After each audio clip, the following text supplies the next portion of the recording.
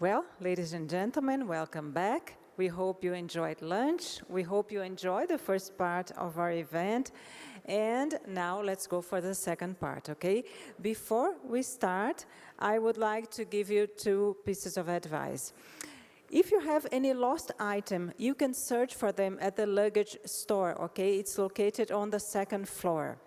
And we'll have, just like yesterday, our programming is not going to stop.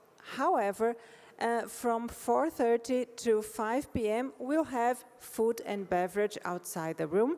Feel free to go outside and then come back to continue participating here with us, okay? I still, again, invite you to participate. I don't need, because you're great. You are participating, but let's join this next conversation. And now I have here on stage, well, the next session is process coordination, GDC, WSIS+20, IGF, and beyond. It will reflect upon spaces and opportunities for collaboration and coordination across the different digital governance arenas, counting on a diverse set of participants from multiple governance spheres. And I have here on stage Thomas Schneider, Bacom, Swiss government, Henriette Esterhuisen from APC, Piers O'Donoghue from the European Commission, DG Connect, Taufik Jelassi, Assistant Director General for Communication and Information from UNESCO, Paris, Chengetai Masango from the United Nations Secretariat of the Internet Governance Forum, Ana Neves, Commission on Science and Technology for Development, UNCTAD, United Nations Organization, Amandeep Gill, UN Tech Envoy, which is going to join us remotely, Pablo Hinojosa from APNIC, Paula Martins, APC and Gender and GDC Coalition, Pritam Malur, AI for Good, ITU, Sergio Garcia Alves, ALAI, Marianne Franklin from the University of Groningen, which is going to be remotely joining us too. Some of them are not here with us. They're getting to the hotel, and as soon as they arrive, they're going to join all the other speakers, okay? So now I give the floor to Mrs. Henriette and Mr. Thomas, who are going to moderate the session. Feel free to start, please.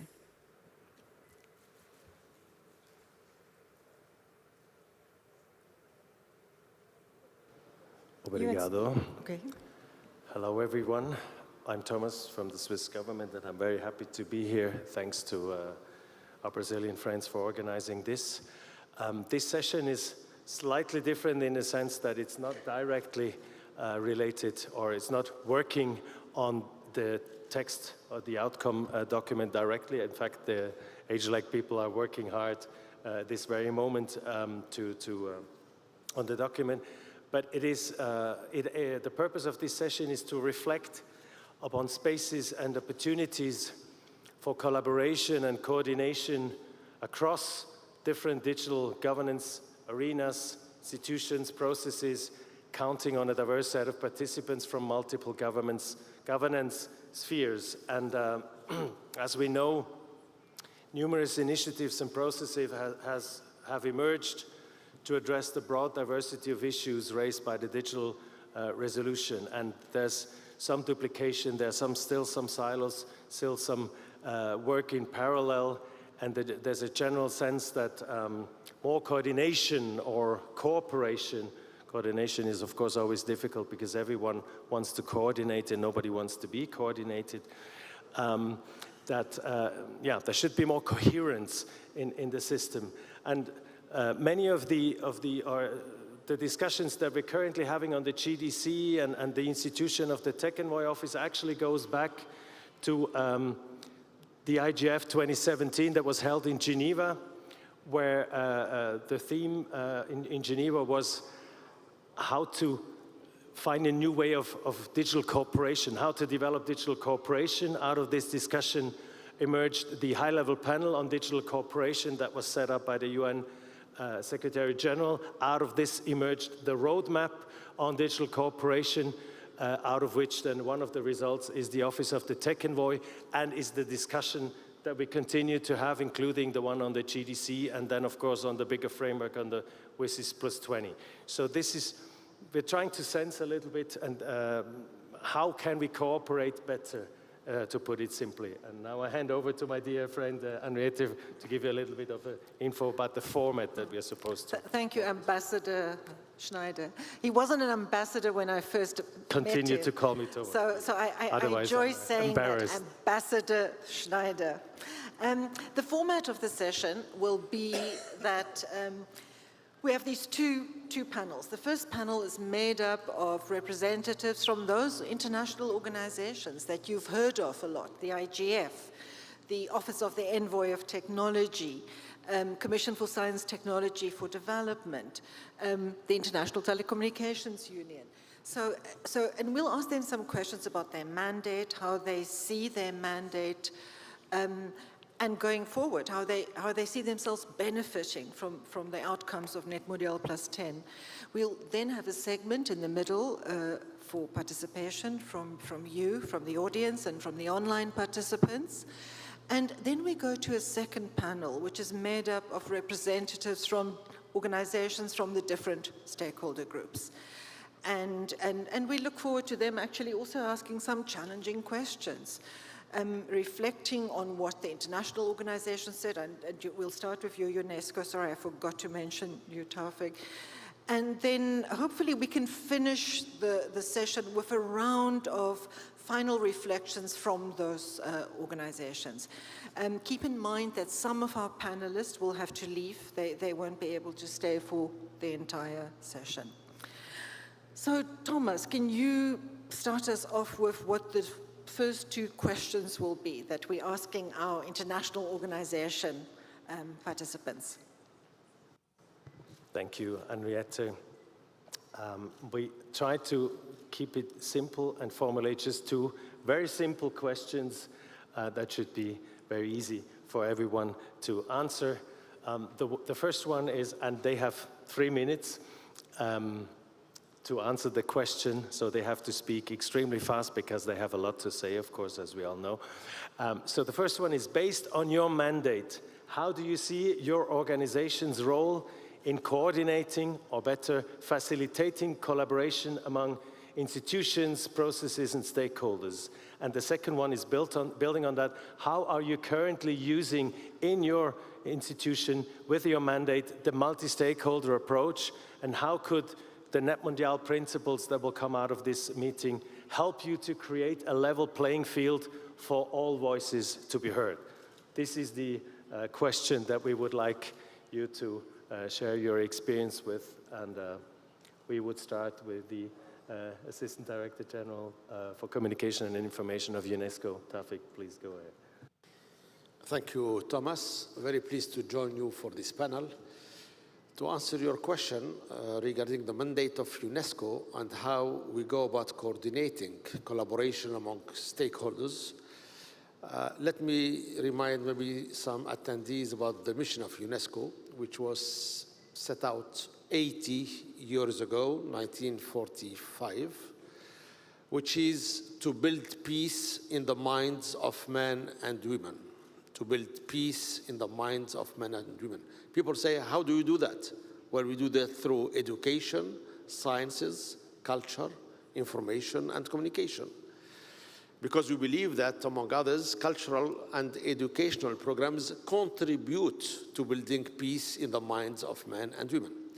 More specifically, as far as our topic is concerned, our mission is to foster the sharing of information and ideas, to promote the free flow of information and ideas by word and image. This goes 8 years ago. At that time, it was word and image. Word in reference to the printed press, image in reference to audiovisual. Today, it's through electronic digital means, as we know. So what we have been seeing is happening on digital platforms is an exponential increase in disinformation, hate speech online, cyberbullying, online harassment, etc. Let me give you just one statistic from a recent study of ours. 73% of women journalists have been subject to online harassment, and 20% of them ended up being physically attacked. This does not contribute to promoting the free flow of information. So obviously, we felt we need to do something about tackling the disinformation issue, which, as you know, is at least ranked by the Davos World Economic Forum this past January as the #1 global risk, ahead of climate change. Why is it ahead of climate change? Because climate disinformation is part of disinformation at large. Elections, the impact of disinformation on election outcomes, the influencing undecided voters, derailing the integrity of electoral processes. So we see disinformation as a global risk, and we felt we need to do something about that. Now, part of the question is, what process have you used? We used a multi-stakeholder approach and not an intergovernmental process. Most United Nations organizations follow strictly an intergovernmental process with our 194 member states. We felt to tackle this issue, of course, we needed to approach and engage the platform companies, because it is the tech companies that operate the digital platforms. And without them on board, whatever we come up with will remain just a declaration or a recommendation. And of course, we need to engage the civil society, which has a say as far as freedom of expression, freedom of the press, academia, research institutes, the technical communities.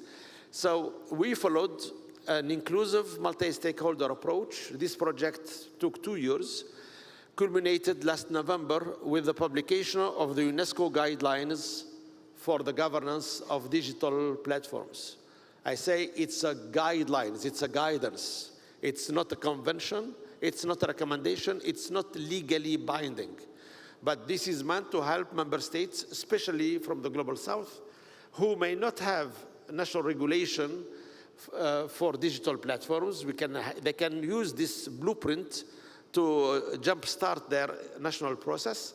And those who do have such regulation, they may want to revisit that and update it, because this outcome has benefited from 10,000 inputs suggested by the different stakeholders coming from 130 countries.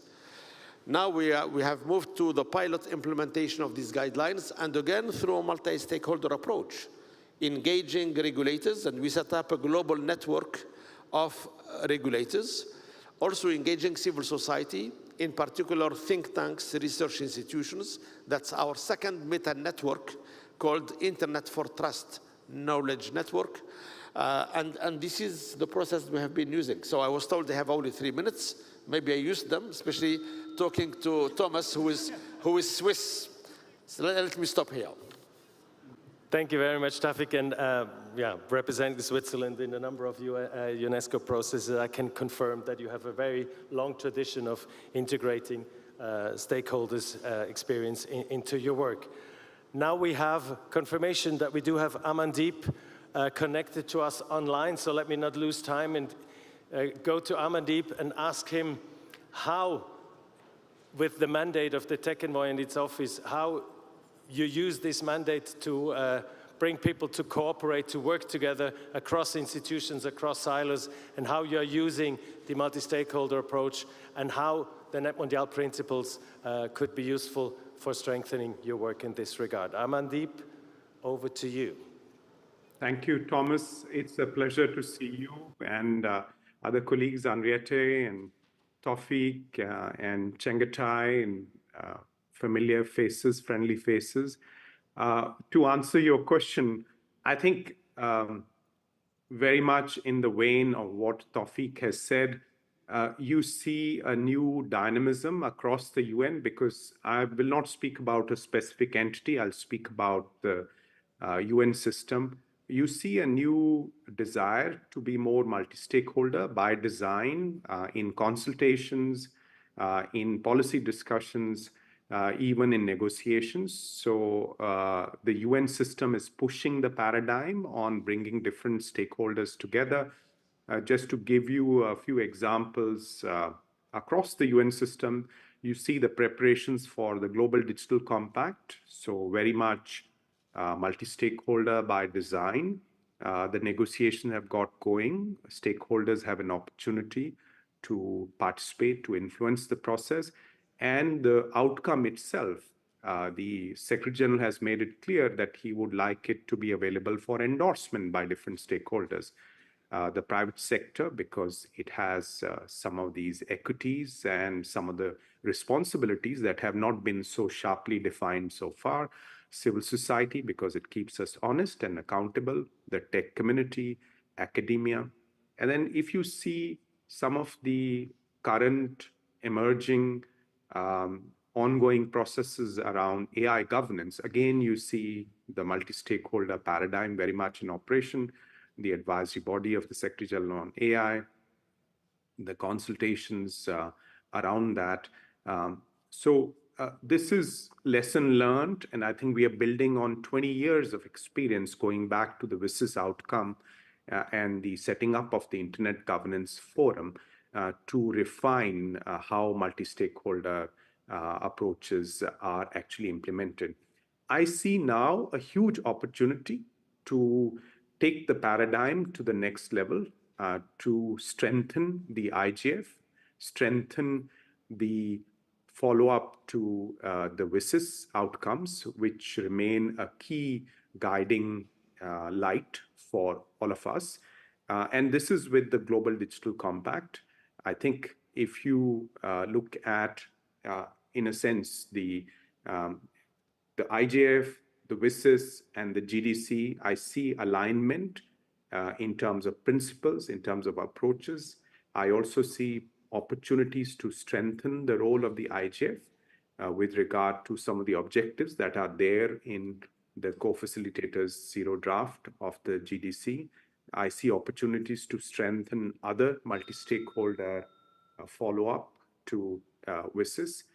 And then I see the opportunity to underline in New York, in some of those kind of intergovernmental forums where the multi-stakeholder paradigm is not so established, to underline that this paradigm has value in terms of their current concerns. So the GA's role, the General Assembly, UN General Assembly's role, which has often been mostly intergovernmental and some consultative capacity or opportunity for multi-stakeholder participants, that combined with these existing and strengthening multi-stakeholder forums could lead to this new paradigm, which we might see emerge in 2025, the WSIS Plus 20 review. So this meeting, NETmundial, is a very timely reflection as we move in the direction of a global digital compact and as we prepare for the WSIS Plus 20 review. Thanks. Thank you, Amandeep. And in fact, there's already been contributions thus far in this process that people believe these guidelines are of value, not just for multi-stakeholder processes, but also for multilateral. Next, we have Shangatai Masango, head of the UN Internet Governance Forum, the Secretariat of the IGF. I'll put on your slide. Shangatai, let's hear from you. And maybe you can make it sound a little bit less real, a little bit more real and more difficult than Taufik and Amandeep made it sound. Who I suspect made them glossed a little bit over some of the more difficult aspects of the multi-stakeholder process. So let's hear from you. I don't know. Well, I only have 3 minutes, so I'll try. And thank you very much, Henriette, and thank you very much, Ambassador Schneider. Sorry, Thomas. Well, first of all, I'd like to express my congratulations to the NETmundial Organizing Committee and CGI-BR for this incredible meeting and also for inviting me. We feel that the IGF can play a significant role in facilitating, can and does actually play a significant role in facilitating collaboration amongst institutions, processes, and stakeholders. The IGF is by design a bottom-up multi-stakeholder process whose mandate is based on paragraphs 72 to 80 of the Tunis Agenda.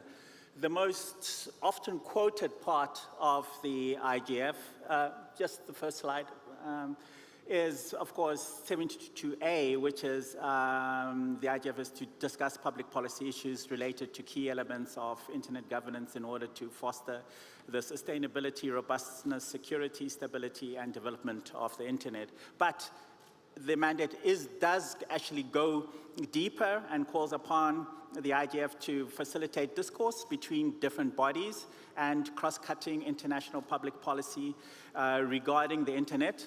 So that's B, I think it's the first slide, sorry. And also to facilitate the exchange of information and best practices to make full use of the expertise from all sectors.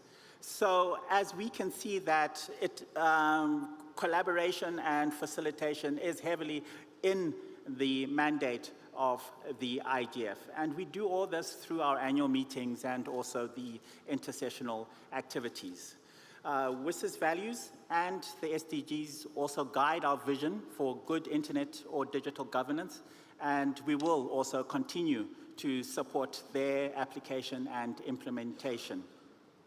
One of our primary aims is also to respond to the growing demand of communities from the developing countries to call for more capacity development in internet governance. And this is one of the ways we do this is through our network of more than 170 national and regional IGFs, as you all know as well. And for the GDC and WIS's Plus 20 and CSTD, as well as today's NETmundial, these are all excellent opportunities for us to advance digital inclusion and embrace the multi-stakeholder model. And quickly to the second question. As I say, the multi-stakeholder approach is the modus operandi of the IGF. It is built into our DNA. And since its inception, the forum has been facilitating the application of the multi-stakeholder model and its endorsement across all mechanisms. And we're glad to see that we are actually infecting the system with this multi-stakeholder element. And I would say that we were one of the first to do this. And all our structures are multi-stakeholder, as you know, and I'll just go to the bottom since I have become a little bit Swiss, I have to keep to the time. And we've worked with our sister organizations, UNESCO, ITU, of course, and also outside the Commission, ICANN, etc. So we work with these, we facilitate collaboration amongst these organizations at our meetings, at the national and the regional level as well, and we will continue to do so. And we also look forward to what comes after the WIS's Plus 20 and also after the GDC, and we will continue to help with this facilitation. Thank you. Oh, I can continue? No. I was about to say that Swiss good timing is fake news. We are not in control. We don't command, we just recommend. Thank you, Chengetai. And of course, the IGF is a forum for dialogue with all stakeholders on equal level. Obviously, you have multi-stakeholderism in your genes. And the ITU is also an institution that has a long tradition of including so-called sector members, but rather in the silos of its work. So Pritam, over to you. How are you using the multi-stakeholder approach in the ITU, and how could the NETmundial principles maybe help you to further strengthen the inclusion of all voices in your work? Thank you. Thank you, Ambassador Schneider. So you had two questions, so I'm going to respond to both. And I don't know how the clock works, so I'm going to ignore it. There's only one clock for two questions, so okay. We will have to be very creative. Okay. So very quickly, let me start by saying, the WIS's process obviously has served as a platform for us for over 2 decades of digital cooperation, IGF, WIS's forum, but also platforms such as UNGIS, the UN Coordination Platform for Digital Matters, which ITU currently co-chairs with UNDP, but it's a rotating chairmanship. And we believe that ITU, as the specialized UN agency for ICTs, has a broad role to play in helping achieving universal connectivity and sustainable digital transformation. WSIS Forum, I've already mentioned that, that's structured around helping stakeholders come together in coordinating on action lines. On AI, since 2017, we've been hosting the AI for Good Global Summit, with more than 40 UN agencies, which is the largest multi-stakeholder platform for conversations around AI. The UN Interagency Working Group on AI, co-chaired by ITU and UNESCO, has the entire UN system as members. So where we bring the system together to make sure there's programmatic coherence, policy coherence when we help member states. As a standards development organization, we have a long history, but we also co-chair the World Standards Coordination with ISO and IEC, with active involvement of other bodies. So there are many such examples. I can go into cyber, digital inclusion, many others.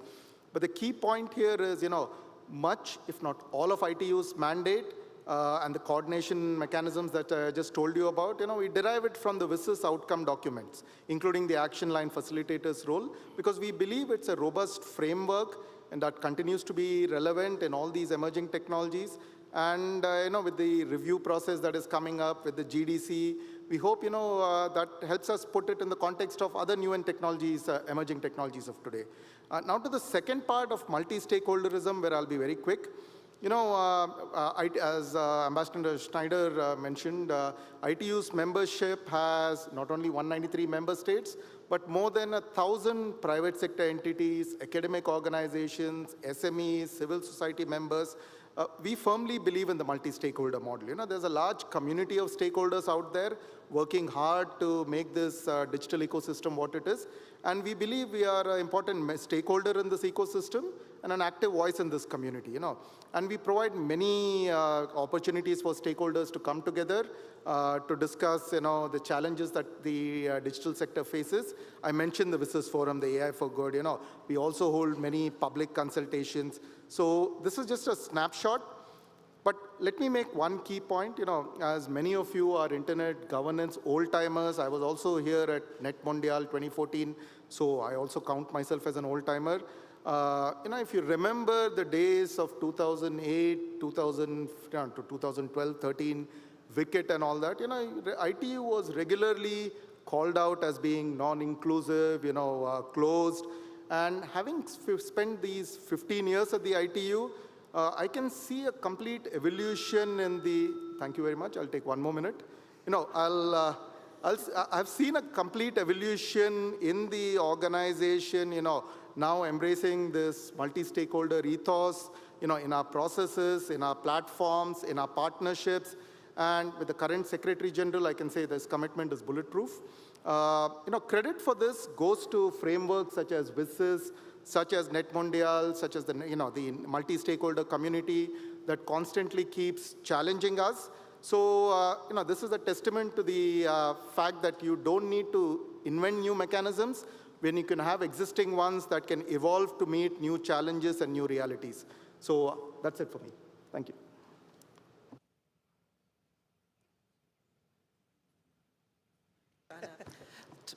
Anna, let's move on to you. I think, Pritam, thanks for that, also for reminding on looking back. And I think maybe later when we go to the open segment, it would be good to hear from participants. Because I think the one thing when I hear you say that, look, we've come so far, I think sometimes there's a tendency to be a little bit too glib and say we've opened our processes, we've made them multi-stakeholder, but are they really effectively multi-stakeholder? And I think that's where the NETmundial principles and guidelines come to play. So I'm not saying this to be critical. I think this is equally difficult for all stakeholders. Being meaningfully inclusive is never simple. But Anna, let's hear from you. And I think in your capacity as CSTD, you manage a multilateral, intergovernmental piece of the puzzle that fits into this bigger piece. So let's hear from you and what the challenges are. Thank you very much, Harriet. As you said, CSTD is a piece of the puzzle, of the multilateral puzzle. I don't know who from you know CSTD. CSTD is a functional body of the ECOSOC, the Economic and Social Council of the United Nations. which adopts resolutions to be further adopted by the United Nations General Assembly. So the Commission on Science and Technology for Development works to the ECOSOC in procedural terms. ECOSOC then goes to UNGA. CSTD, Commission on Science and Technology for Development, was mandated to assess on a yearly basis, so every year, to assess the way is the implementation of the WSIS. And the WSIS, both 2003 Geneva Principles and Action Lines, and 2005 IGF. So if you go through the resolution of this year, for instance, you can perceive how much we were able to assess what has been done since the last year. At the same time, we are doing review of for the WSIS plus 20. So we are working on that, and in doing that, a questionnaire was open until the end of March, which set several questions for the all communities to have a say in what they think would be for the best of the WSIS plus 20 review. And CSTD can have a major role here, because one thing that people there are not doing yet, they are not using CSTD to cross the science and technology component with this assessment of the WSIS, because a lot of the technology has impact, of course, on the WSIS. And so we are not using the mandate very well, and hopefully we will be able to reach something that would improve CSTD, or will improve CSTD. This morning, I think it was this morning, Jimson Olofui, if I'm spelling that correct, from the private sector from Africa, he called for a CSTD 2.0. I found that very interesting, because I think it's a new layer or a new step for the CSTD. And as he was once being part of the working group on improvements to the IGF, and then on the working group on enhanced cooperation, he had the chance to see how the multi-stakeholder really works under the CSTD. So it is a very interesting forum. So it's multilateral, but it can work more and more through multi-stakeholder approaches and with all the intelligence for the different stakeholders. Thank you very much. Thank you, Anna. Just for the scribes, the CSD is the Commission on Sustainable Development. What we are talking about here is the CSTD, which is the Commission on Science and Technology for Development. Just to make that clear in case not everybody is familiar with these terms. Thank you, Anna. So we've heard the term multi-stakeholder by design, which is, of course, an impressive formulation. And as Henriette has said, the theory is one thing, the reality may sometimes deviate slightly from the theory. And now we have like a 15 minutes or so of time to get your comments from the floor here, but also online, to hear reactions from the audience about what you've heard. And then we'll go to the second panel, which is also stakeholder reactions to what we've heard. I think we do alternating, if that's okay. One from the room, one from the, and we go. There's no one online yet. There's no one online yet, but they may come. Okay, we have civil society. Sébastien, please go ahead. Thank you. In French, we say, tout va très bien, Madame la Marquise. thank you for those words you are saying. Yeah, I can walk in every of your meetings to give the voice of end user. Please, if we are here, it's because it's not working well, what you are doing, what the government and intergovernmental organizations are doing regarding the place of the civil society, other stakeholder and end user.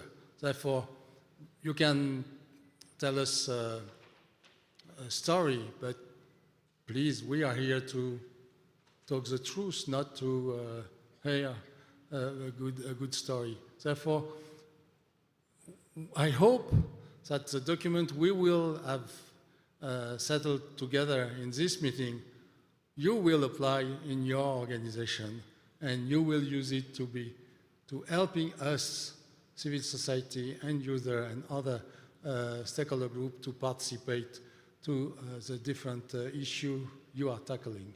Thank you. Thank you. Don't be so shy. Make your voices heard. This is one of the moments where you can make your voice heard. Do we have somebody online or not?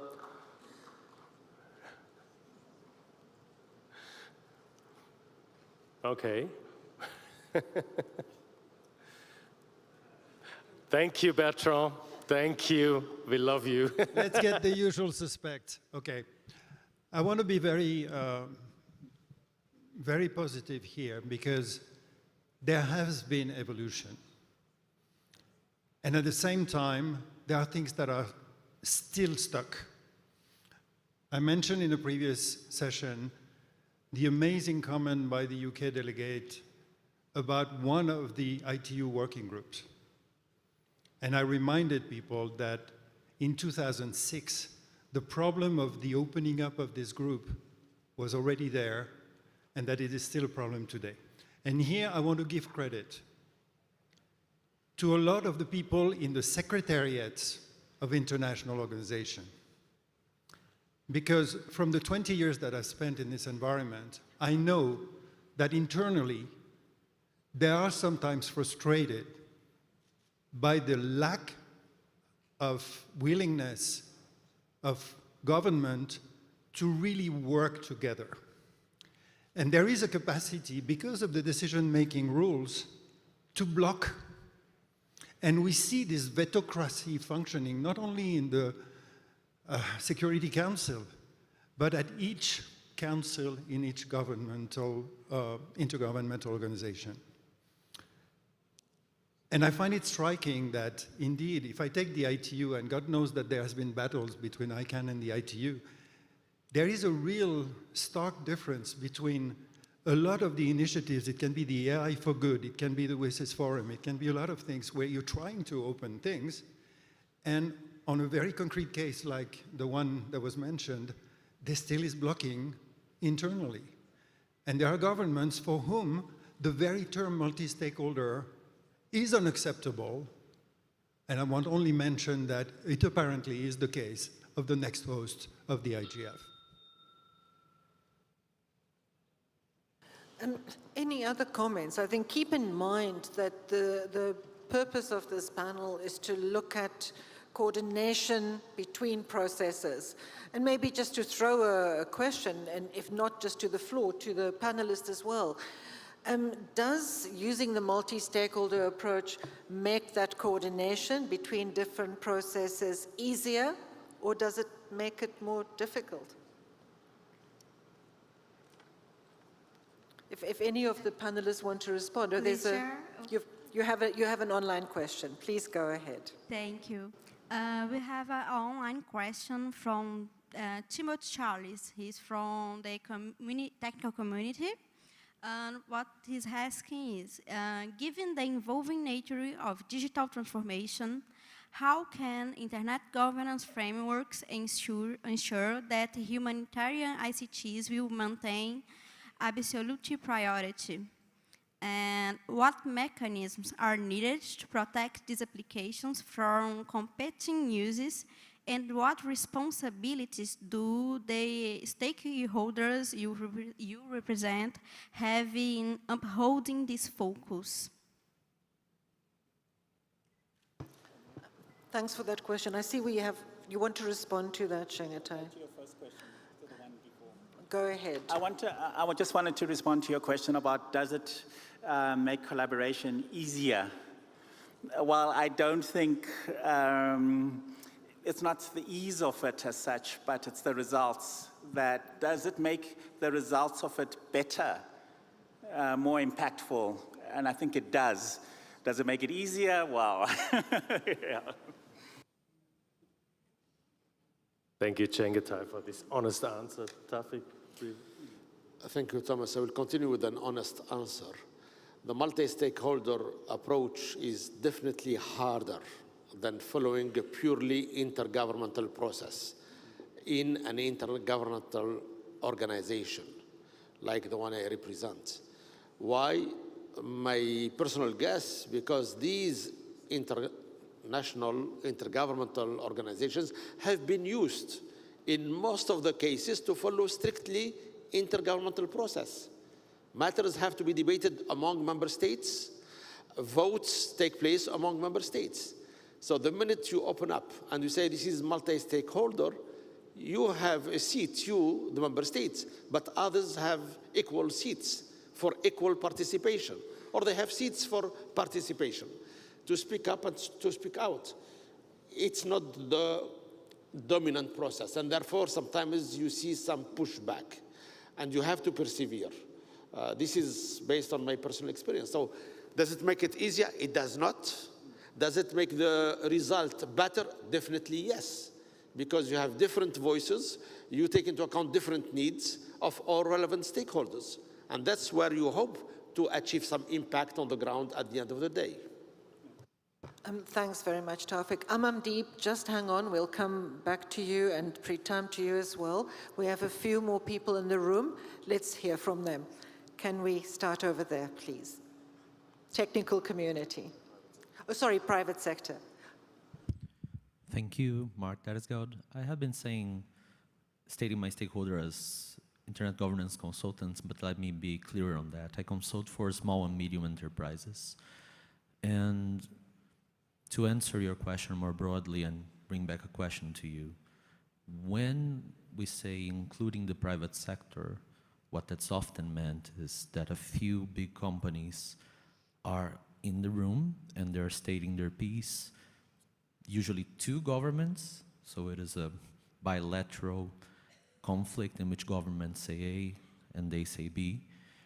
And the rest of us, I would say the other millions of companies in the world, we kind of have to struggle to see where do we fit, right? So the problem with the definitions of multi-stakeholder as they are is that it is fair to say that private sector is being represented, but how, by whom, right? Getting any of my stakeholders to participate in one of these forums is already a big struggle. To them, it's a budget commitment that's way beyond their means, but let's say I have managed to get a few of them into ICANN, but then to convince them to go to other processes and be included in them, it's simply out of the question. So I find that to be the tricky part about multi-stakeholderism. And to answer this question, is this understood by the members of the panel, right? That when you're dialoguing with the private sector, usually you're dialoguing to the same few people from the same few companies, and the other ones kind of struggle to get even a word into that. So we often talk about inclusivity and all of that, but I feel that this is never the topic. The SMEs are never in the part of the subject. We're never part of the inclusivity. So is there any prospect of trying to include these actors? This may be an open-ended question, or you may have an answer. Thank you. Thank you, and I think the point that you make is very valid. There's not only an asymmetry in resources and access between different stakeholder groups, but also within each stakeholder groups. That also goes for civil society and academia. Some have the resources to make their voices heard, others don't. But if you look at the NETmundial principles and guidelines, you actually find on an abstract level the first steps to maybe help creating some better governance rules for these processes to increase accountability and transparency and access. We take one more and then we give back to the for a short answer to the panelists. No, we take 2 more, 3 more, okay, and then we. So let's follow the order. Government, please. Thank you. Thanks, Tiago from the Brazilian Data Protection Authority. I want to quickly react to Henriette's provocation. And yeah, I do agree and corroborate what Cheng-Tai and Taufik has said. It's not about being easier, but it's about the legitimacy it brings. And I can bring some experience of the Brazilian DPA, because we have a multi-stakeholder national council, which of course brings a lot of challenge to coordinate and understand all the different agenda that this council tries to bring to the agenda of the regulator. But with, of course, all its challenge and, of course, need for bigger maturity, what I see is that in the end, we also have very positive outcomes when we have this dialogue after of what we're bringing as norms and resolutions, and people give us back like a positive feedback on all the work that they've seen that we are doing to guarantee that we consider these different perspectives. And maybe also quickly reacting to the second question here on the board, like, of course, I cannot say for the authority in the sense, this is more personal level, but this is definitely something that I'll come back to it after the guideline is done, because I believe we have opportunity here to see these principles and guidelines and see how we can embed in frameworks that we already have. So for example, maybe the guidelines could be a point of reflection of how the NPD Council, National Multi-Stakeholder Council could better and more positively engage. So, I mean, I'm really happy for this opportunity of this discussion, insightful discussion here. Thank you. I think we should go to the online participants, if that's okay. Okay, and Amarita should hurry. It's an online section. Please, Amarita, could you? Yes, thank you so much. And thank you to all the speakers for articulating what your respective stakeholder, entities are doing to make processes more inclusive. And I understand it's a continuous process. So I have a question and a comment. The question is for Mr. Singh. So with the states discussing the zero draft text, how do you think the inputs from the NETmundial declaration, which we expect would come, will feed into the zero draft? And the comment to all the speakers is there has been a lot of discussion yesterday and today on challenges of participation in processes, especially from developing countries, civil society, and like the other speaker said, for small and medium private entities. How do you plan to implement, the concerns which comes in terms of inclusivity and participation in your own respective processes and organizations? Thank you. Thanks, Amrita, and we need to close the list. So if we can have the 2 civil society speakers make your interventions quickly. And there's and the academia, and try and cut it to a minute, and then we'll go to give Amandeep and Pritam time to respond if they want to. Okay, so that's me.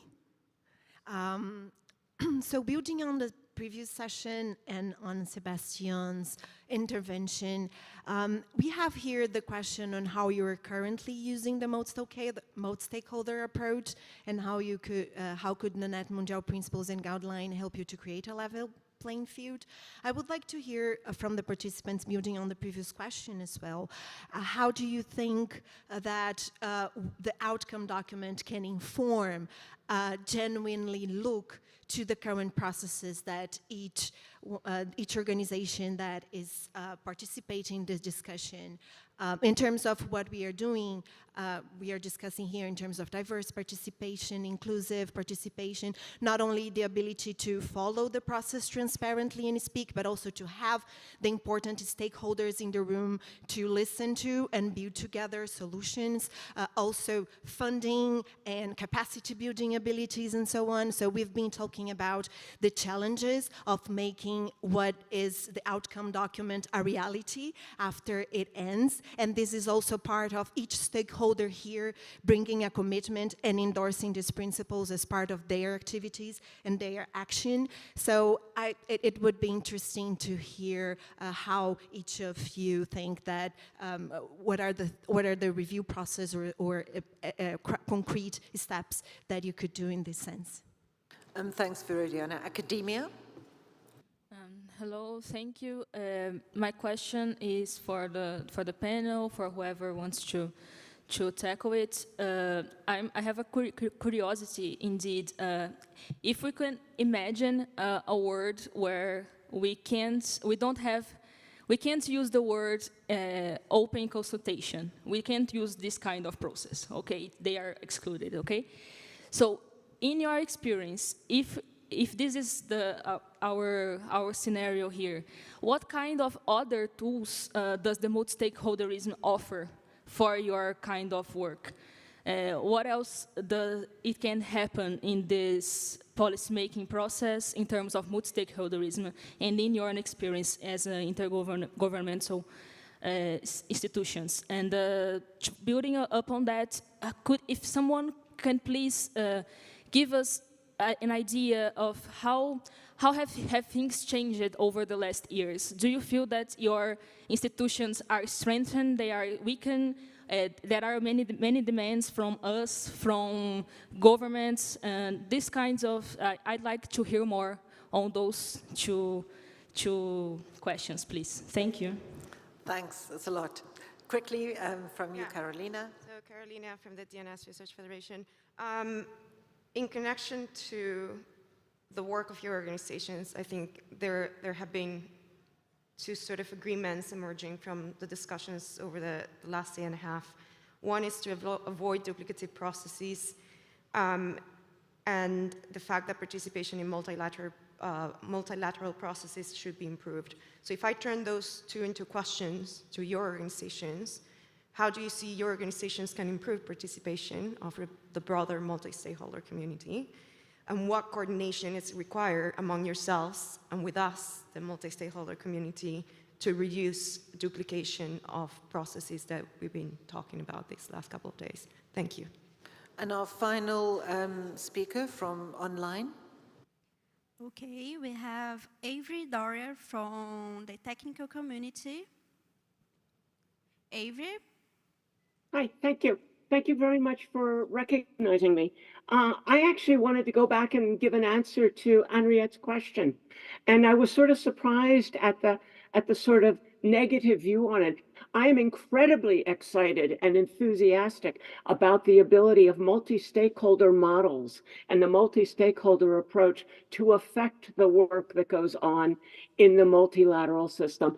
I'm incredibly optimistic about the fact that it gives us the ability to communicate. We know each other because we've sat beside each other in multi-stakeholder events, not because we've sat together in multilateral events. In addition, the multi-stakeholder methods are constantly developing new ways of doing things, new modalities. It is not a monolithic system that does things repeatedly in the same way year after year, practice after practice, but is constantly developing new ways to do things. And those new ways of doing things, the practice alone is enough to start having people think differently, to see that they've achieved something by doing things in a different way and such. So I think that I'm glad I got to speak because I am incredibly enthusiastic about the fact that, yes, it does help us communicate. Yes, it does. Just think back to where we were 10, 20 years ago when we tried to interact, at those WSIS meetings. We've moved so much further, and it is because of the multi-stakeholder methodologies, the models, the approach, and the mindset. Thanks for letting me say something. Thanks, Avery. We could actually just close the session now, but thanks very much for your enthusiasm. Amandeep, did you want to give some reflections?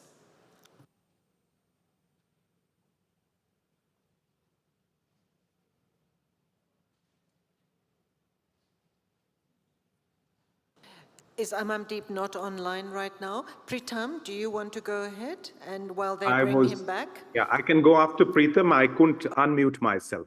That's the reason. That's fine. Go ahead, please, Amandeep.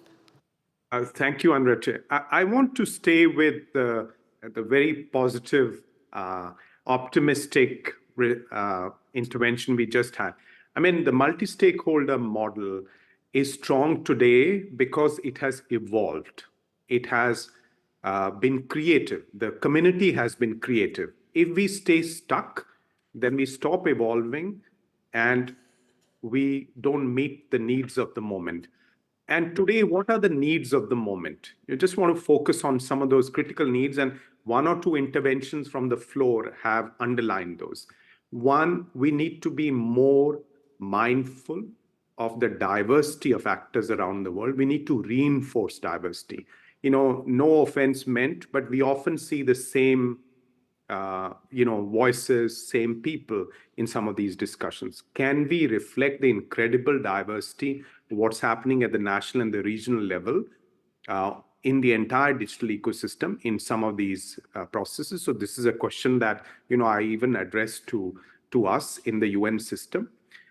Can we, for instance, make sure that not only big tech, but also SMEs and startups participate? I was in the Silicon Valley last week, and the startups there really appreciated that someone from the UN has come down to listen to them and, understand what their perspective on AI, for instance, is.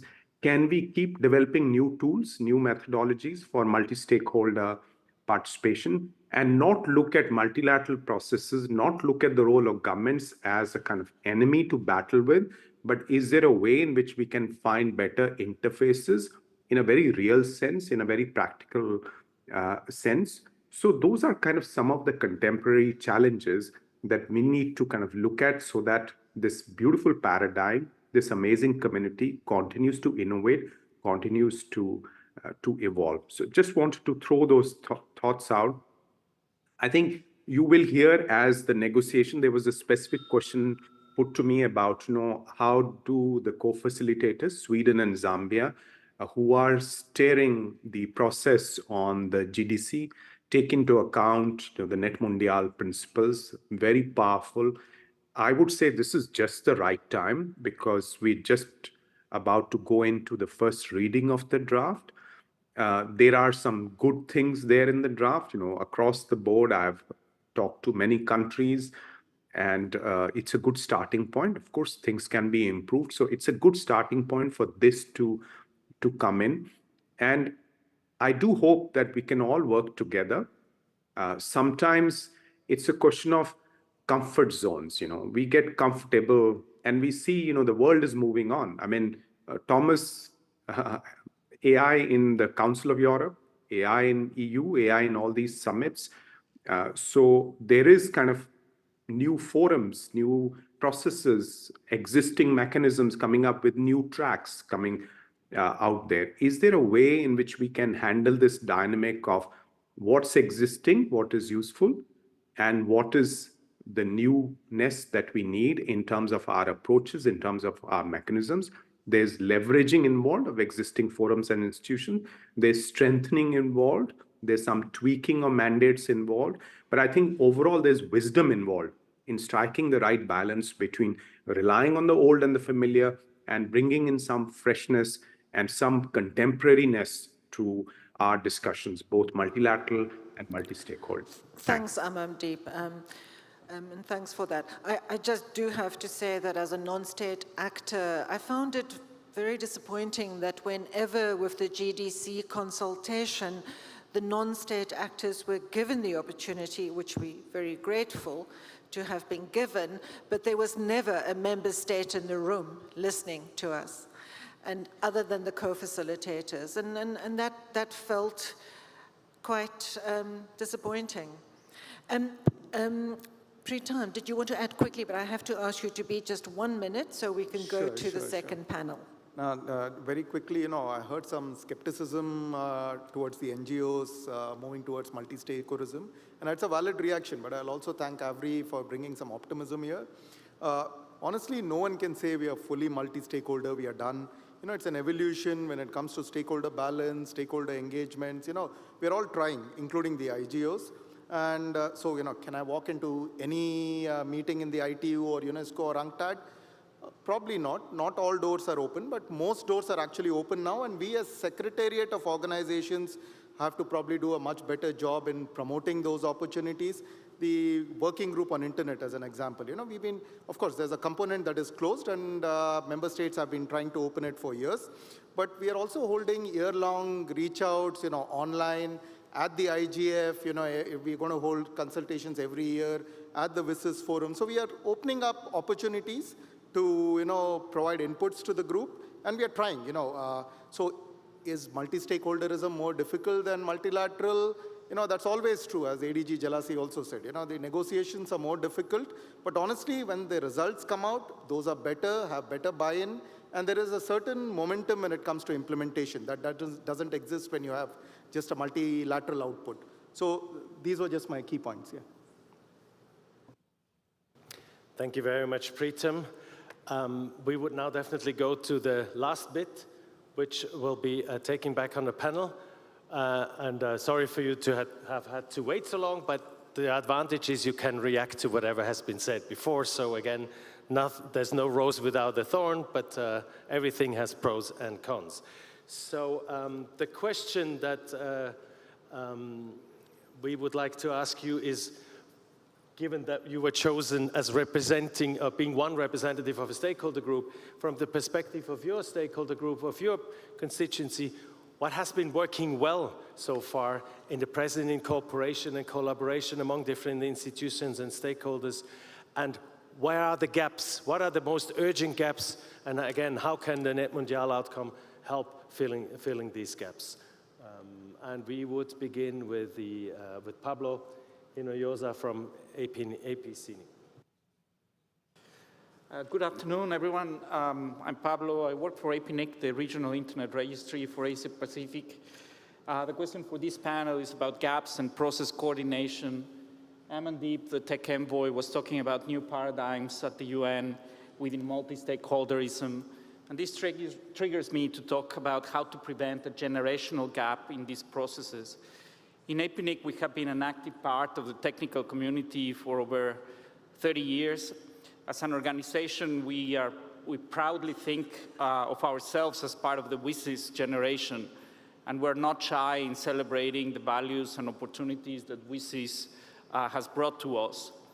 The World Summit of the Information Society, or WSIS for short, helped many organizations like APNIC to define ourselves more clearly, in our case as an internet governance practitioner, and as part of a decentralized and ever-evolving ecosystem which now forms the institutional backbone of the internet. NETmundial has worked very well as sort of a pit stop every 10 years to reflect on the importance of this formidable WSIS discovery, which is the multi-stakeholder internet governance model. As the UN is heading towards celebrating the 20th anniversary of WSIS, it is very timely to discuss about how we're doing in terms of implementing those principles that were cataloged in this decalogue in NETmundial in 2014, and how to ensure that they can transcend to the next generation. So I would like to say three things very quickly. First, the UN Global Digital Compact and the Summit of the Future might or might not represent an attempt for a generational change after the WSIS. Amandeep spoke again about new paradigms, and while it will be very hard to replicate or substitute WSIS, it would be a mistake to leave WSIS behind without fully embracing its legacy, knowledge, and lessons learned. If I can just take 1 minute out of the Swiss precision, I think WSIS is very much alive in the form of Internet Governance Forum. The IGF is the repository of historical knowledge, and it's anchored and chained to the WSIS generation. So my second point is the IGF should continue and become better and stronger. And finally, about coordination. Coordination is expensive. Mark talked about it. It demands substantial investment, both in terms of time and resources. If there is something at the core of WSIS, it is inclusivity, also its orientation towards development. So before we create new processes or complexities, we need to factor in the cost of coordination and the cost of participation, also in the national and regional initiatives. So in summary, let's be certain that we work towards compacting and not expanding.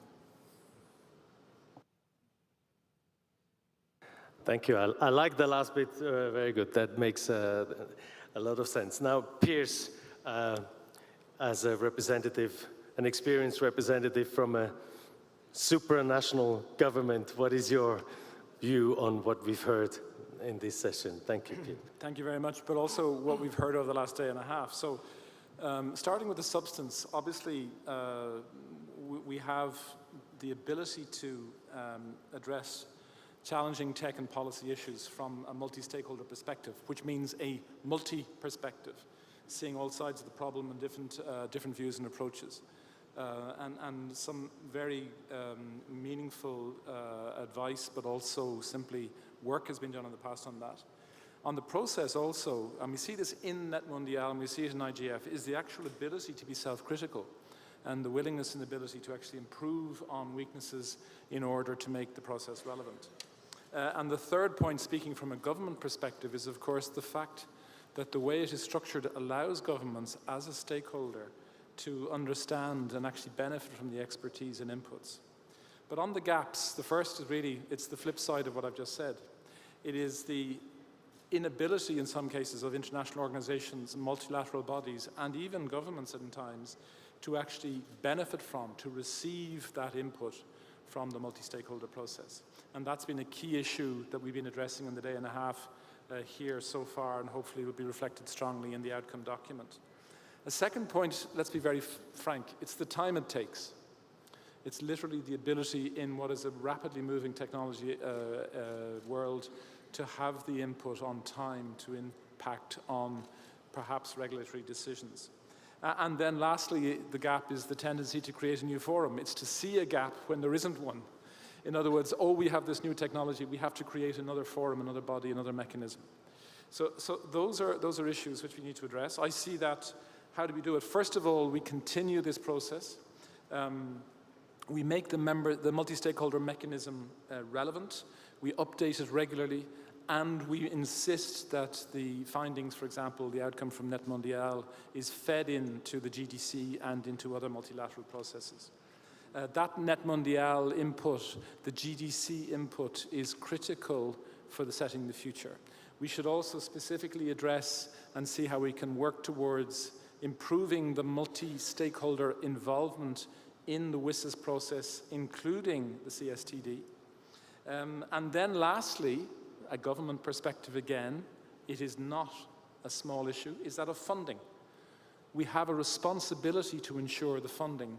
And this morning we were reminded in the discussion of the text about the need to support, promote and listen to local, national and regional IGFs and the processes, to support youth IGF, to support the involvement of underrepresented groups.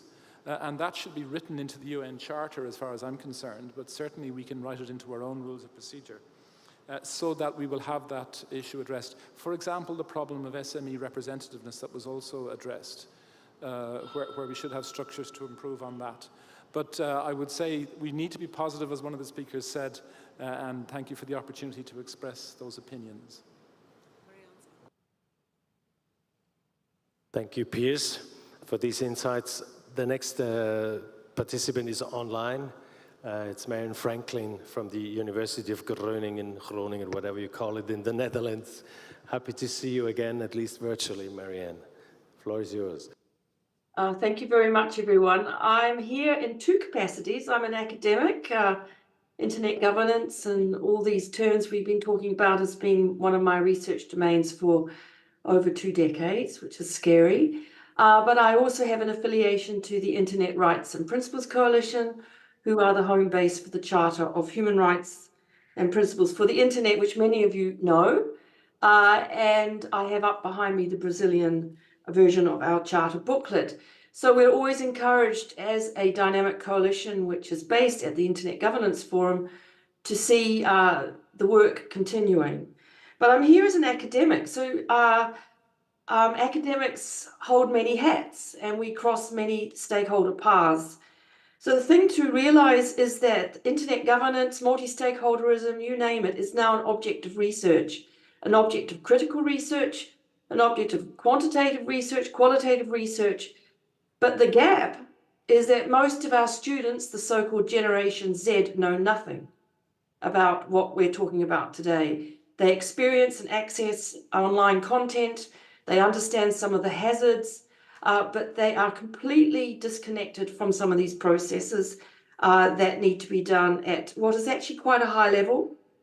8.1 billion people inhabit planet Earth, which we are destroying incredibly quickly. Internet use is possibly one of the key causes of environmental degradation. 70% are now online. So in a sense, this meeting, NETmundial, IGF, the Global Digital Compact, Eurodig, as incredibly important they are in shaping a digital archive and a public archive of aspirations, which for academics and researchers is important, is a very, very select community, a very entitled community, and one that is more inclusive than it used to be. But I would like to just put that to the floor. That is a very select group that is gathered here today, online and offline. So that's my first point. My second point is, we asked what's going well. Of course, what's going well is that this stuff is accessible. I spent last week in Bremen with 8 universities, students learning for the first time about the Global Digital Compact, hearing for the first time that they could actually sign up and go to these meetings. That's an enormous development in how these high-level discussions actually work and the potential for getting younger voices and more diverse voices on board. I know it's an aspiration all the time. Thirdly, I would look for an embracing of diversity in its fullest meaning of the term, an embracing of scope in its fullest meaning of the term, and an embracing of depth in its fullest meaning of the term. I remember once when human rights law and norms were seen as far too ambitious. The Charter is just one of 300 and counting charters, calls for human rights online to be respected and operationalized. Yet the disconnect is growing, and researchers can actually empirically point to this as well. The disconnect is growing between our aspiration for human rights by design and what is actually going on in the world right now. And that's the biggest problem I see, both as an engaged researcher and as a human rights advocate within the internet governance communities. And I don't have to work very hard for my students and the students of my colleagues to tell us this already. They take for granted the fact that access should be enshrined in human rights law, whilst it's more an aspiration and we take it as read. They take it as read indeed that their privacy should be respected. And all these things that we've talked about, yet I see the term human rights now becoming a sort of black box signifier. I see it once in this very impressive and ambitious document for the NETmundial+10. And I also really had to look hard in the Global Digital Compact, with all due respect to that incredible project. So I kind of agree with what everybody is saying, but I'm looking around the room myself and thinking we are a very, very small self-identified Dear Marian, I don't know whether in universities clocks tick slower, but I would like to ask you to come to an end. Thank you.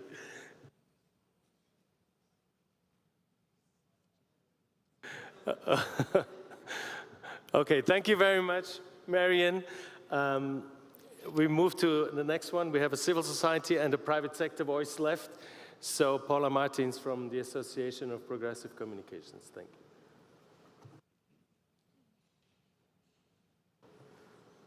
Olá, obrigada. Eu sou Paula Martins, da APC. A APC é uma organização em rede... Para não escutar minha própria voz. A APC é uma organização em rede cujos membros e parceiros têm buscado se envolver em vários dos processos que foram mencionados aqui pelo painel. E com base nisso, nessa experiência, eu queria dividir uma série de reações um pouco soltas aí, mas em resposta às perguntas que foram colocadas para a gente nesse último subpainel. A minha fala ela vai buscar reagir, ou tentar identificar alguns elementos positivos. Então, reagindo à primeira pergunta sobre o que tem funcionado, em relação a alguns processos recentes. Em seguida, eu vou tentar compartilhar algumas preocupações centrais em relação a alguns desses processos, para finalizar com algumas sugestões concretas. Então, para começar com os pontos positivos, né? Um aspecto positivo que a gente tem identificado é o reconhecimento formal, que é um pouco do que foi discutido aqui no primeiro painel, da abordagem multissetorial nos espaços mais tradicionais de governança da internet. E a gente vê isso como um ponto positivo, apesar dos desafios em relação à sua real implementação, porque a gente sabe que alguns outros espaços, inclusive espaços que estão discutindo políticas digitais, como, por exemplo, espaços que discutem cybersecurity, cybercrime, a gente sabe que nesses espaços a participação tem sido uma luta constante. Um segundo ponto positivo tem sido o uso de consultas e oportunidades para submissões escritas e orais. Isso também é fundamental e tem sido adotado em uma série de processos, como foi referido aqui anteriormente, inclusive no GDC. A gente também vê como positivo que alguns estados têm convidado a contribuição da sociedade civil para formar as suas posições em relação aos documentos que estão sendo negociados, e algumas iniciativas multiestatais, como Freedom Online Coalition, Media Freedom Coalition, the Global Partnership to End Online Harassment, elas têm estabelecido redes de aconselhamento multissetorial como parte das suas estruturas. A utilização da participação online híbrida também vemos com um grande potencial para expandir e incrementar a participação, embora seja necessário muito trabalho para responder às dificuldades relacionadas a acesso, conexão, acesso a dados, língua, fuso horário e efetiva oportunidade para a contribuição daqueles que se juntam remotamente.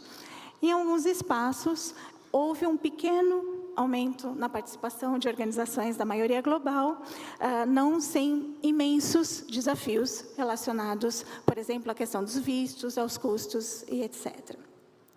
Esses são alguns dos pontos positivos, e agora eu entro em alguns dos pontos de preocupação, e eu vou usar como um exemplo o processo de negociação do GDC. Então, em relação a várias das minhas colocações, eu vou trazer à colação aquilo que nós vivenciamos dentro desse processo específico, para pegar algo bastante recente.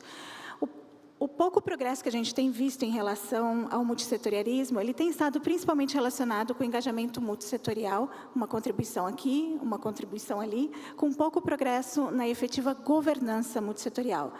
Em geral, falta informação antecipada sobre os processos como um todo, para que os participantes possam compreender as suas diferentes etapas, dificultando a coordenação entre a sociedade civil e também dificultando a coordenação entre os diferentes processos. Novos processos, eles têm referenciado processos anteriores, isso é verdade, processos em andamento, mas não tem sido criada uma ligação real, uma ligação formal entre esses processos, são meras referências. E os novos processos, eles não fazem realmente um balanço dos esforços anteriores, não identificam claramente os gaps e as razões pelas quais estão se levando adiante novas propostas. Isso continua gerando não apenas falta de coordenação, mas um sério problema relacionado às reais e potenciais contradições, alocação ineficiente de recursos e incerteza jurídica que é criada. A duplicação e multiplicação de espaços e mecanismos de acompanhamento continuam a ocorrer. Um exemplo disso é a própria Zero Draft do GDC, que traz uma proposta preliminar para a criação de 7 mecanismos, que, se não são novos, precisariam ser melhor conectados no texto aos esforços existentes. Ainda, por favor, só um minuto a mais, eu queria trazer alguns outros exemplos em relação ao GDC.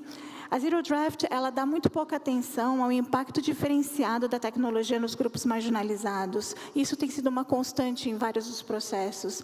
Nós deveríamos organizar uma participação específica para recolher as suas experiências de vida. Isso demonstra a necessidade de repensar a nossa concepção de multissetorialismo para avançar para uma abordagem que envolva a sociedade como um todo, com especial atenção para a autonomia e a autodeterminação dos grupos em situação de marginalização.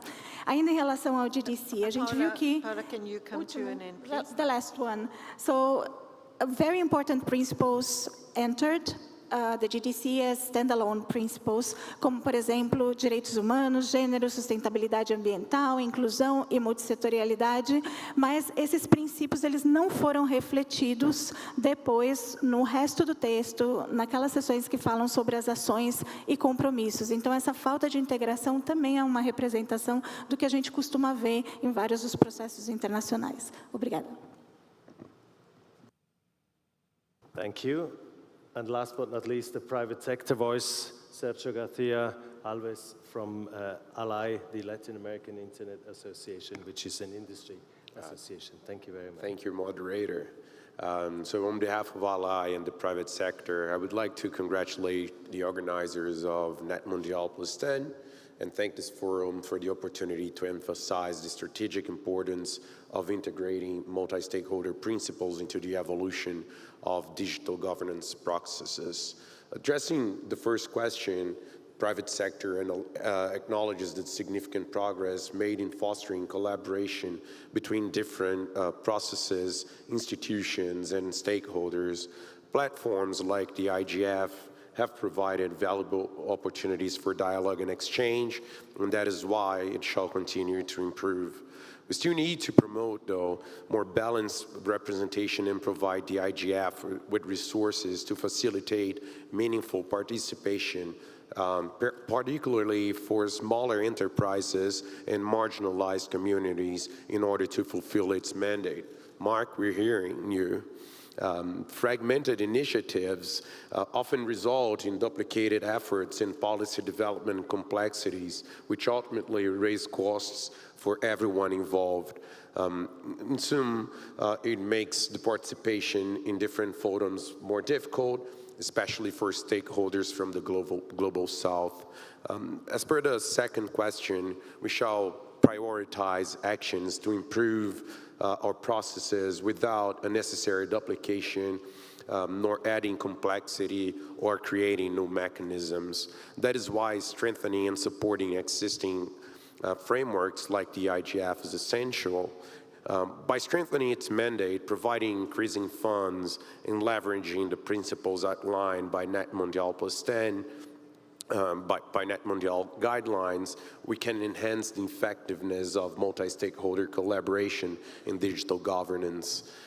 These guidelines offer valuable principles to guide our efforts, emphasize transparency, inclusivity, and accountability.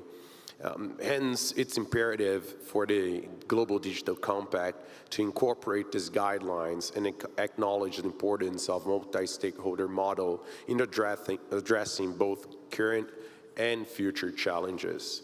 By adhering to these principles, we believe we can foster trust among stakeholders, promote open dialogue, and develop effective and inclusive frameworks. In conclusion, the private sector has been a great supporter of IGF and all processes related since its inception. It shows its commitment to continue supporting our environment. Thank you so much for this opportunity. Thank you so much, and thank you for giving us that leadership of the private sector keeping to time. If there's one thing you can learn from the private sector, it usually is that. So thanks very much. And Thomas, do you want to, I'm sorry that we're running out of time, some closing remarks from Ambassador Schneider? Miss IGF and WSIS, thank you very much. I try to be brief. So my first takeaway is the world has become very complicated.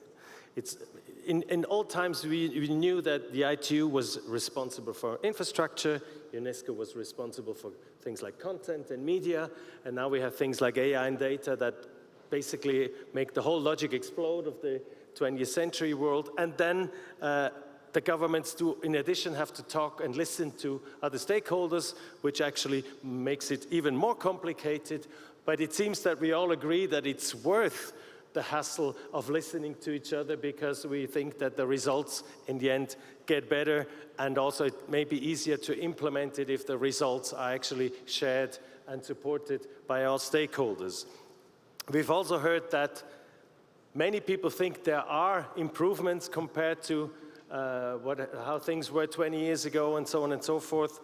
although there is still much room for improvement, and maybe not everything is as shiny, glossy as some people tend to see it.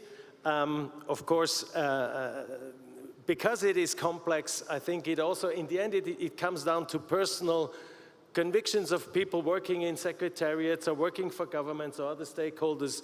There's some people that really try hard to go as far as they can and are then, let's say, held back by others who may have interests in not letting them go too far. So it's not so black or white that one institution is necessarily better than another one, or one government is better or worse than another one. It is complex, and you need to look very closely into every case. And there are asymmetries, as we've heard. And to be honest, somebody that is normally representing a maybe not poor, but a fairly small country, there are also asymmetries among governments. Because if a big country takes the floor, everybody's listening because it could be important just of the sheer size and power. If you take the floor for a small country, they only listen to you if you really have a point to make that others don't. So also there are realities that we may not be able to change, but the more good governance tools we have in all processes, be they multilateral, be they mixed, be they multi-stakeholder, and this is what I want to conclude with. I think the outcome of this is not perfect, but as my colleague Jorge said, it's a start to help to make multi-stakeholder processes more transparent, more accountable, less asymmetric, and also that may be also an incentive, and we can apply actually, and this is then the discussion on the outcome, but it's also in your hands. Don't leave it up to somebody else. You can pick this issue up, bring it into the IGF, add it to other discussions, or just mirror existing multilateral and mixed and multi-stakeholder processes. To what extent do they live up to these principles of being transparent, having means to maybe alleviate the asymmetries that there are in all sectors, about the culture of listening to each other, and then also about the culture of somehow leaving traces, to what extent input makes it actually in final documents. Because this is also something, of course, that listening is nice, but if listening means forgetting 10 minutes later, it's maybe not sustainable. So I think this is a contribution that we all can use in our own circles to say, this is what was looked at in NETmundial. To what extent is my process, is your process living up to these principles? I think this is in all our hands to make this a living document that actually creates incentives for people to stick to good or better governance rules. Having said this, let's go back to Ms. Henriette. Thank you. Thanks, Thomas. I think you've said it all. I think, there is this convergence, actually, at the moment of, we have NETmundial+10, we have the Summit of the Future and the Global Digital Compact, which gives us a grander vision in terms of collaboration and principles. And we have the WSIS+10 in 2025, where hopefully these processes, these experiences can be galvanized into an agenda which brings together both progress and change, as well as retaining and building on what we've achieved. I want to thank all the panelists. I want to thank Marianne. It's very late for her. Amamdeep, thank you very much for being with us remotely, and our other remote online participants and the team that has supported us, and particularly our other panelists here as well. I know you're all exhausted, and we were a little bit lax with time, which meant we had to put pressure on you, but thanks for bearing with that. And then lastly, thank you to Valeria Betancourt and Cindenea from CGI for organizing the session for us. Thanks very much.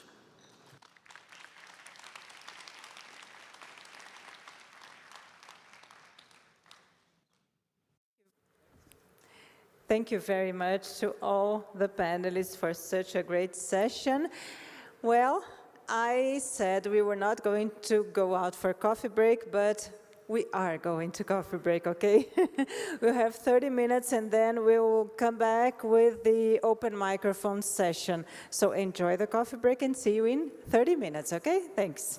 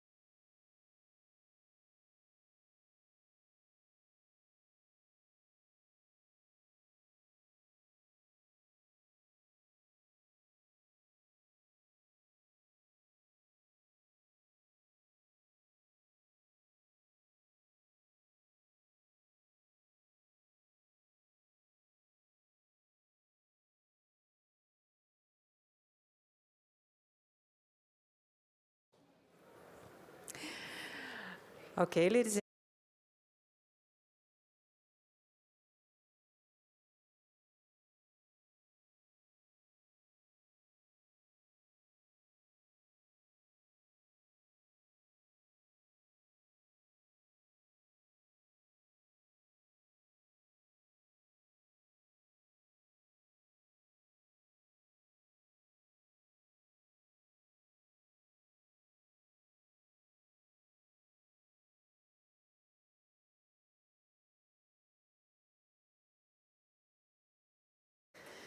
Okay, so now welcome back, ladies and gentlemen. I would like you to take back your seats. We are going now to the open microphone session. This is a space to gather final comments from the audience, joining both on-site and online, okay? And I know you're very active, so let's hear from you. This session will be moderated by Silvia Cadena and Min Zhang from HLAC. So let's welcome them on stage. And you can start, please. Thank you very much. Thank you, everyone, for your commitment until the end of a very productive 2 days of discussions. There are a few more sessions after this, and I'm sure you are all expecting the final outcome document that the HLAC has been working very actively upstairs, drafting like crazy. So we appreciate all the comments that have been provided in the different working sessions. This open mic session is intended to be a space to gather final comments from the audience, both on-site and online. And in this session, we are hoping that individuals from different stakeholder groups come to the microphones and raise their hands virtually to share short remarks that they didn't have a chance to do so previously. We also welcome constructive feedback and reflective comments to improve the organization of a multi-stakeholder meeting such as this one in the future that can more effectively gather, reflect, and channel stakeholder inputs.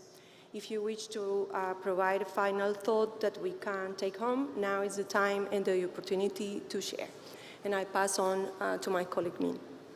Again, a very warm welcome and thank you to all of the participants here who are staying for the 11th hour or the last mile of the NETmundial+10 meeting marathon. Your energy and contributions are exactly what made this conference wonderful and very much appreciated. As with the previous sessions, the open mic session will follow the participation guidelines to seek balanced interventions across all sectors. And we will try to enforce the limits of 2 minutes per each contribution. So please know that your comments and contributions will be recorded and received. Thank you. In terms of the flow of the session, I just want to remind everyone, both on-site and online, about the code of conduct and the participation guidelines, to queue at the microphones that match the color of your lanyards and state your name and the language in you will be speaking, so that to allow the interpreters to correctly prepare and give people the time to put their headphones on if you choose another language from the one that is more generally spoken in the context of the event. Please, I would ask you to please, especially my friends speaking in Portuguese at 300 miles an hour, to please speak at a reasonable pace to allow for accurate interpretation. It's very hard for those of us that don't speak Portuguese to follow that accurately, so please speak slowly. We'll make accommodations. We invite comments to come to the microphone, as I said before, and share your views. And between us, although Min is the rapporteur, but we will make sure that there is a brief summary at the end. And as Min mentioned, all the comments are recorded and comments from the chat as well. So here we are. I hope that we have some online participants. Not yet? Okay. So I think we can open the queues and see if there is anyone that would like to start. So, I will speak Português. Okay. Olá, meu nome é Wilson Guilherme, já fiz algumas intervenções aqui e sigo na mesma linha das intervenções feitas anteriormente para finalizar a participação. O primeiro... Ai, não está aparecendo o tempo, ó. Depois não me cobrem meu tempo. Vou aproveitando isso. Primeiro ponto é pensar a inclusão e diversidade. O Brasil ele já vem sendo liderança e sendo cobrado na governança da internet pela perspectiva da diversidade. Diversidade essa que não foi representada na grande maioria das mesas. Pensado o multissetorialismo, não foi pensado contextos de racialidade e em muitos espaços contextos de gênero não foram respeitados. Contextos de ressaltar as identidades de gêneros múltiplas e plurais não foram respeitados. É preciso se ater que o NETmundial, para além do compromisso do multissetorialismo, prega o compromisso da diversidade. Diversidade essa que não tem sido contemplada de fato nos espaços. Para além disso, é preciso repensar a inclusão. A gente tem aqui, sim, uma transcrição que pode permitir uma inclusão, mas não permite uma inclusão de pessoas com deficiência auditiva, já que não temos Libras, por exemplo, aqui no espaço, que poderia ser necessário para pessoas que não leem em inglês, por exemplo, e para as outras pessoas ouvintes, a gente tem tradução em português. E, para além disso, para fechar, eu gostaria de ressaltar a necessidade de uma articulação maior para a construção dos próximos NETmundiais na perspectiva de financiamento, para garantir que pessoas e grupos que são mais marginalizados e mais distantes do Sudeste brasileiro possam participar aqui. Porque coletivos e organizações pequenas não se fizeram presentes ou contemplados nesse espaço por falta de financiamento. Financiamento de fora do Brasil que foi dado para organizações do exterior, mas para os próprios anfitriões não foi contemplado. Muito obrigada. I just want to also make a comment that as we are only 2 of the members of HLAC, we will not be able to reply to your comments. We are just here to gather the input. So please make sure that your comments are well taken. We will not react to that. I don't see anyone else in another queue, so please, Henriette. Thanks, Sylvia. Henriette Esterhuizen, speaking, I'm affiliated with APC, but speaking based on my own experience. I think looking at the outcome document, there are just a few things I think that I want to reflect on. The first is the pressure to produce consensus and dealing with conflict. The moment we have a principle on mechanisms to resolve conflict between stakeholders, and there's also emphasis on reaching consensus. I think both of those need to be rethought. I think if you put the pressure of achieving consensus on a multi-stakeholder process, you can, in fact, end up turning it into a negotiating process. There are some multi-stakeholder processes that have to make decisions, and then consensus building is important. But in other instances, it might actually be useful for that process to surface differences in perspectives. And then, secondly, I think culture and listening to one another. I think we need mechanisms where different stakeholders actually listen to one another and learn from one another. That's why I find a multilateral process where non-state actors have to speak to an empty room so problematic. And then I think just the final point is that we need to look also at resolution, looking at power, mechanisms that are more explicitly, and I think it has been mentioned previously, I just want to emphasize that, mechanisms that can deal with conflicts of interest when they do occur. Rather than resolving the conflict, we just need to be able to surface them and reveal them transparently. We don't have to resolve them. Thank you, Andrea. I can see comments from the technical community queue. Byron, please. Hi, Byron Holland from CIRA, the operator of .ca, and a number of other cybersecurity and internet infrastructure services. I'm going to go back to the document itself, section 4.4, and I realize they're drafting literally as we speak. However, I did want to offer some suggestions. In the initial paragraph, there's good work done here, but I think it could use some improvement. One is in the second last sentence of the opening paragraph where it refers to multi-stakeholder processes. And I think there's a bit of an inconsistency here because it then refers to all of the places and processes listed below, some of which are rightly multilateral processes. And having defended the multi-stakeholder environment for the last 15 years, I find it odd that I'm up here advocating for multilateral processes. However, there are legitimately and rightly some places for multilateralism.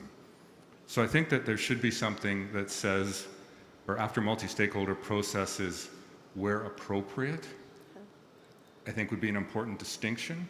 And I think at the end of that paragraph, we need to recognize the internet itself and not end where the period is, but perhaps put a comma that says, as well as promoting and defending a global, open, interoperable, and secure internet, capital I. I would also, in addition to that, support Chris Buckridge and some of the other statements made earlier, that the list is not exhaustive, and by not creating an exhaustive list, it's not a good list.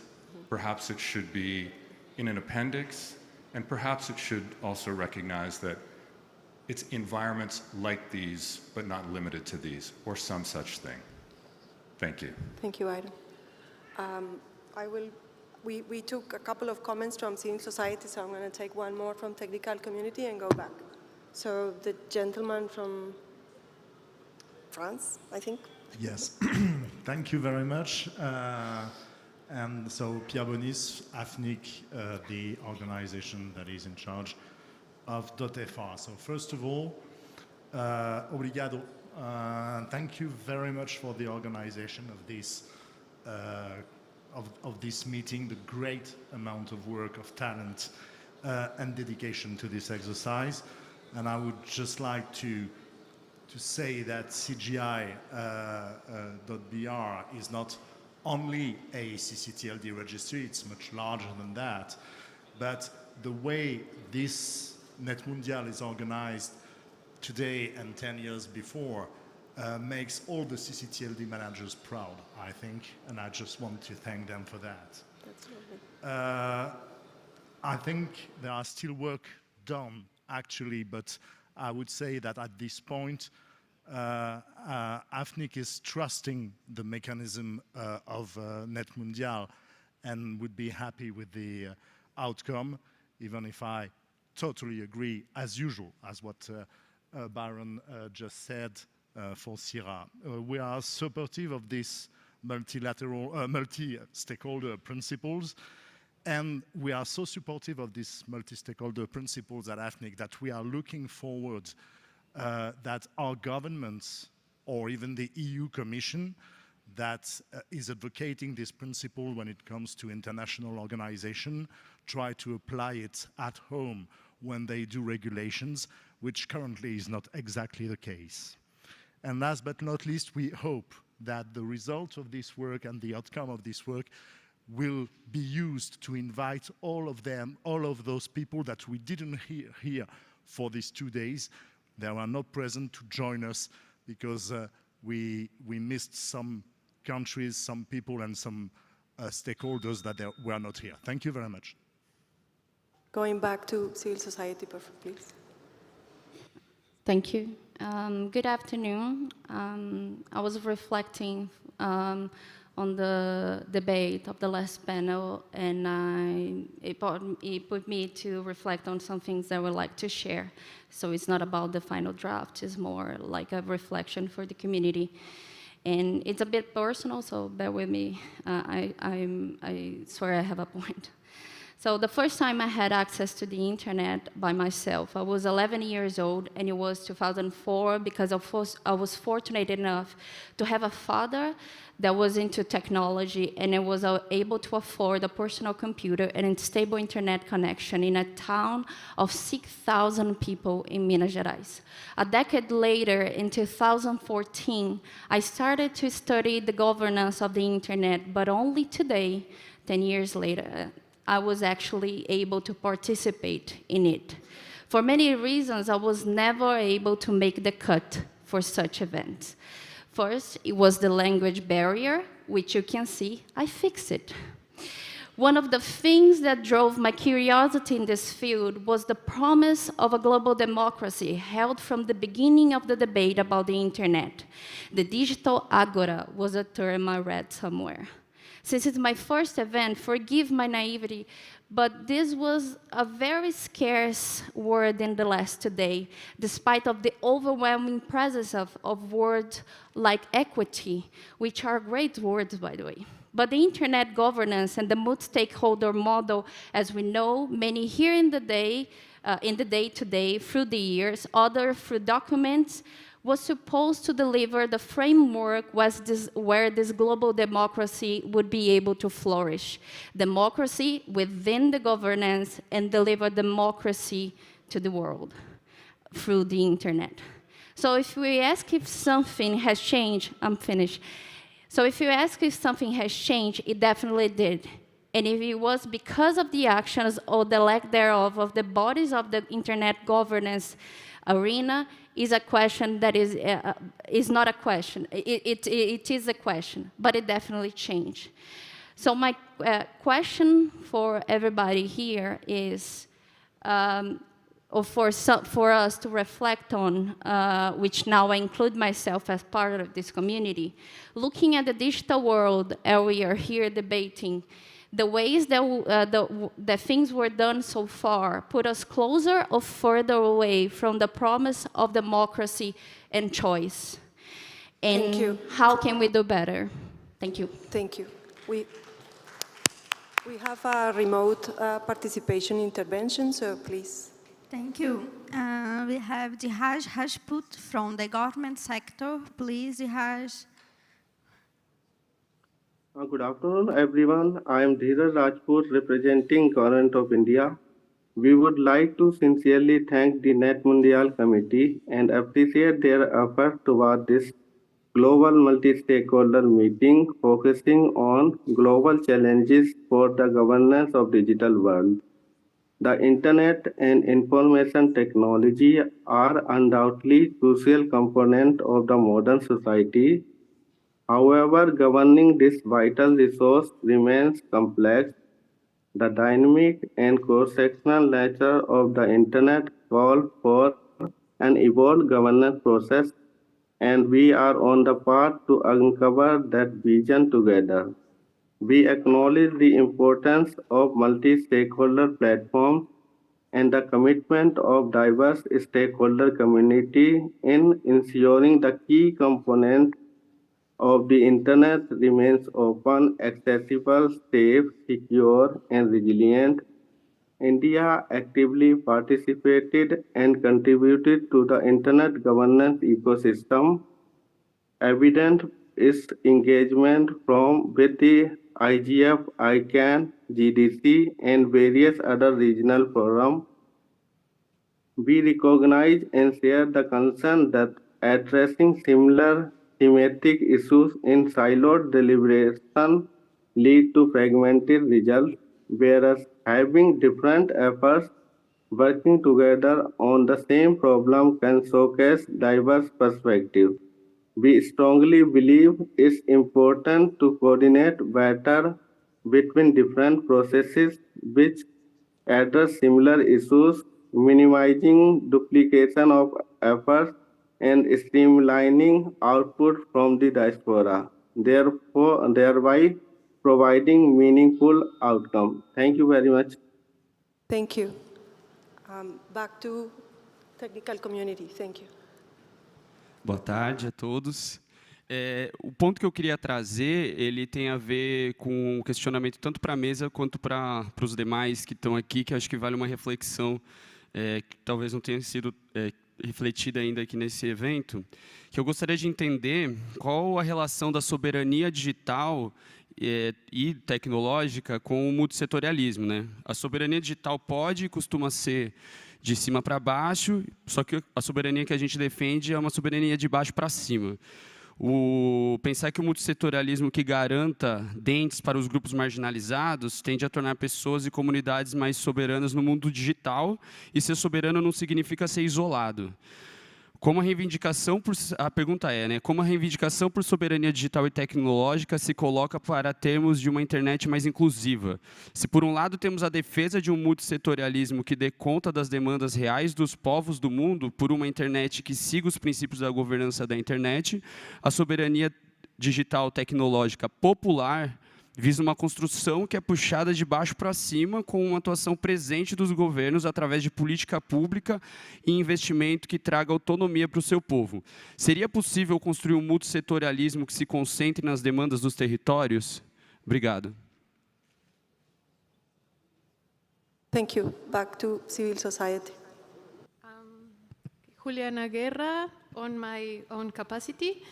I'm quite nervous speaking in English. I'm aware that my comments are not feasible to be considered as contributions for the outcome document. And I am also conscious about my ignorance on the complexities of the UN system and the multi-stakeholder model. And considering that, I have two comments. The first one is about the mention of the network governance architecture to be human-centric and environmentally friendly.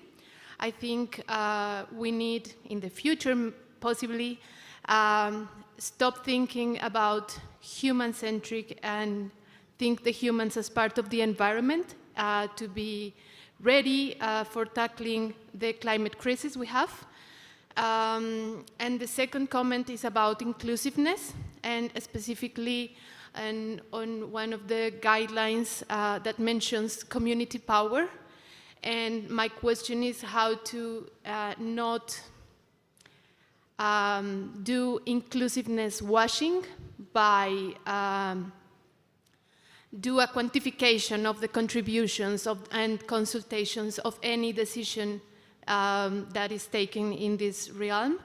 And the risk of being tokenized, being part of an underrepresented community or group, I think, because we are not necessarily communities by being part of marginalized groups. So I think, I wish maybe in the future that is considered, not focus only of taking account of how many comments and how many parties contributed to any document, but something more meaningful. Thank you. Thank you. Back to technical community. Thank you, Rosemary Sinclair from the .au domain administration. I have 3 points to make about optimism, opportunity, and outcomes. I share Avri's optimism about the multi-stakeholder model. In fact, we have all had an enjoyable and important engagement here at NETmundial+10, and a demonstration, really, of our commitment to and use of the multi-stakeholder model. I feel that the multilateral organizations that were here met us halfway in their aspirations and described their emerging practice in the use of the multi-stakeholder model. I think there's an opportunity now for maturing these processes, and we have made a very good beginning with the work that we have done here at NETmundial+10, but now we really need to sharpen our focus on outcomes. What can we do to support adoption of the NETmundial+10 multi-stakeholder model process and principles? We, at .au, we can support these principles in Australia and in our region, the Asia Pacific, but there are bigger opportunities so that we can take NETmundial+10 from being an event to being an eventuality, so that all internet governance and digital policy developments happen through use of the NETmundial+10 multi-stakeholder processes and principles. That is the work ahead of us. And my last word is obrigado. Thank you, Rosemary. Before I go back to civil society, can I check if we have any other interventions from remote participation? Are we sure that we don't have any governments, academia, or private sector representatives? Because this ping pong is fine with me, but I just want to make sure that we are acknowledging those in the room. Okay. Sebastián, please go ahead. Ping pong. Yes. I was thinking to start to speak in Spanish, but I can't. I was hoping to speak in French, but I can't. What I say, it's not and I want to stress that the meeting was, in a so short time, very well organized. What I am saying here, it's how to improve the system and not to say, you were bad in this meeting. Please take what I will say, not as a criticism, but as a proposal to enhance for the future. Because the future is always important and more important than what happened yesterday. Multilingualism, it's important. When I came here, it was written that everything will be in English. It happened that it was not in English, it was in English and Portuguese, or in Portuguese and English. Therefore, it was a good step, but I would have been prepared better if I have known before. The question of the group this morning, where we were in a breakfast, but the participants online were not able to participate, it's a problem to engage the people online. We need to find a way, and when I say that, it's not just the organizer, it's all together. We need to find a way to include the people who are not at the table because they are at their table at home. That's some of the improvement. Now I want to go to 15 seconds to say, I have always a trouble with the word multi-stakeholder model. Model to whom? If the multi-stakeholder model is to be applied to the multilateral system, great. But I hope that we will not be ending with one model of multi-stakeholder, but multiple enhancement of the multi-stakeholder system. And I really feel that it's an important topic to be taken into account. Thank you. Gracias, Sebastián. Technical community, please. Hello again, everyone. I'm Dina from Internet Society Accessibility Standing Group. And I would like to point up a concerning that it wasn't possible to share earlier regarding the section 4, other processes, where it highlights the value of coordinating discussions related to internet governance, but restricted to only one working group from the G20 event. So there is a lot of another working groups that is related with research regarding internet governance, and it's a little bit concerning that the document only refers to one working group, that is the digital economy working group, where there is, for example, education, economy, and so on. So that's the point that I would like to share. Thank you. Thank you. Back to civil society, please. Hi, David from EFF, speaking for civil society again. I'm going to say something which I think is obvious, but I haven't heard said yet, and so just to make what I hope is implicit explicit, that I've personally have enjoyed these 2 days, and I think what we spent time on is a very worthy effort, and I am very hopeful, maybe not as hopeful as Avery was, but I'm still very hopeful that that good things will and productive things will come out of it. But I do just want to remind myself and remind everybody that even a good multi-stakeholder process does not absolve states of their human rights obligations, and that there are still important human rights frameworks and mechanisms that states are required to follow, have a legal and moral obligations to follow, and that we certainly, I don't see this happening, but just to have it said, I want to see a multi-stakeholder process be an excuse to not hold private sector accountable, to not otherwise enforce human rights obligations by states. Thank you. We have representatives from academia on the queue, so let's have those two interventions, please. Boa tarde. Meu nome é Nirvana Lima. Eu sou pesquisadora da Rede Recria, que é uma rede de pesquisa em comunicação, infâncias e adolescências, e sou membro da delegação do IUF Brasil. gostaria de chamar a atenção para o seguinte ponto. O documento cita proteção 3 vezes. Contudo, essa proteção é relacionada à proteção de direitos humanos de uma forma geral, na seção 3.2, na página 7, proteção de dados e proteção de propriedade intelectual, ambos na seção 4.4, na página 13. Com isso, a gente percebe que, infelizmente, não se cita a proteção de crianças e adolescentes, que são parte de um grupo historicamente marginalizado e que está presente na ambiência digital, seja como usuário ou como produtores de conteúdo online. Embora esse grupo ele seja tratado como um potencial consumidor, as crianças e os adolescentes eles são sujeitos de direitos e que precisam ter os seus direitos, né, essa proteção resguardada dentro do ambiente digital. Por serem integrantes de uma categoria social que não é introduzida em espaços de deliberação como esse em que estamos, cabe a nós buscar garantir os seus direitos e melhor interesse, enquanto cidadãos do mundo digital.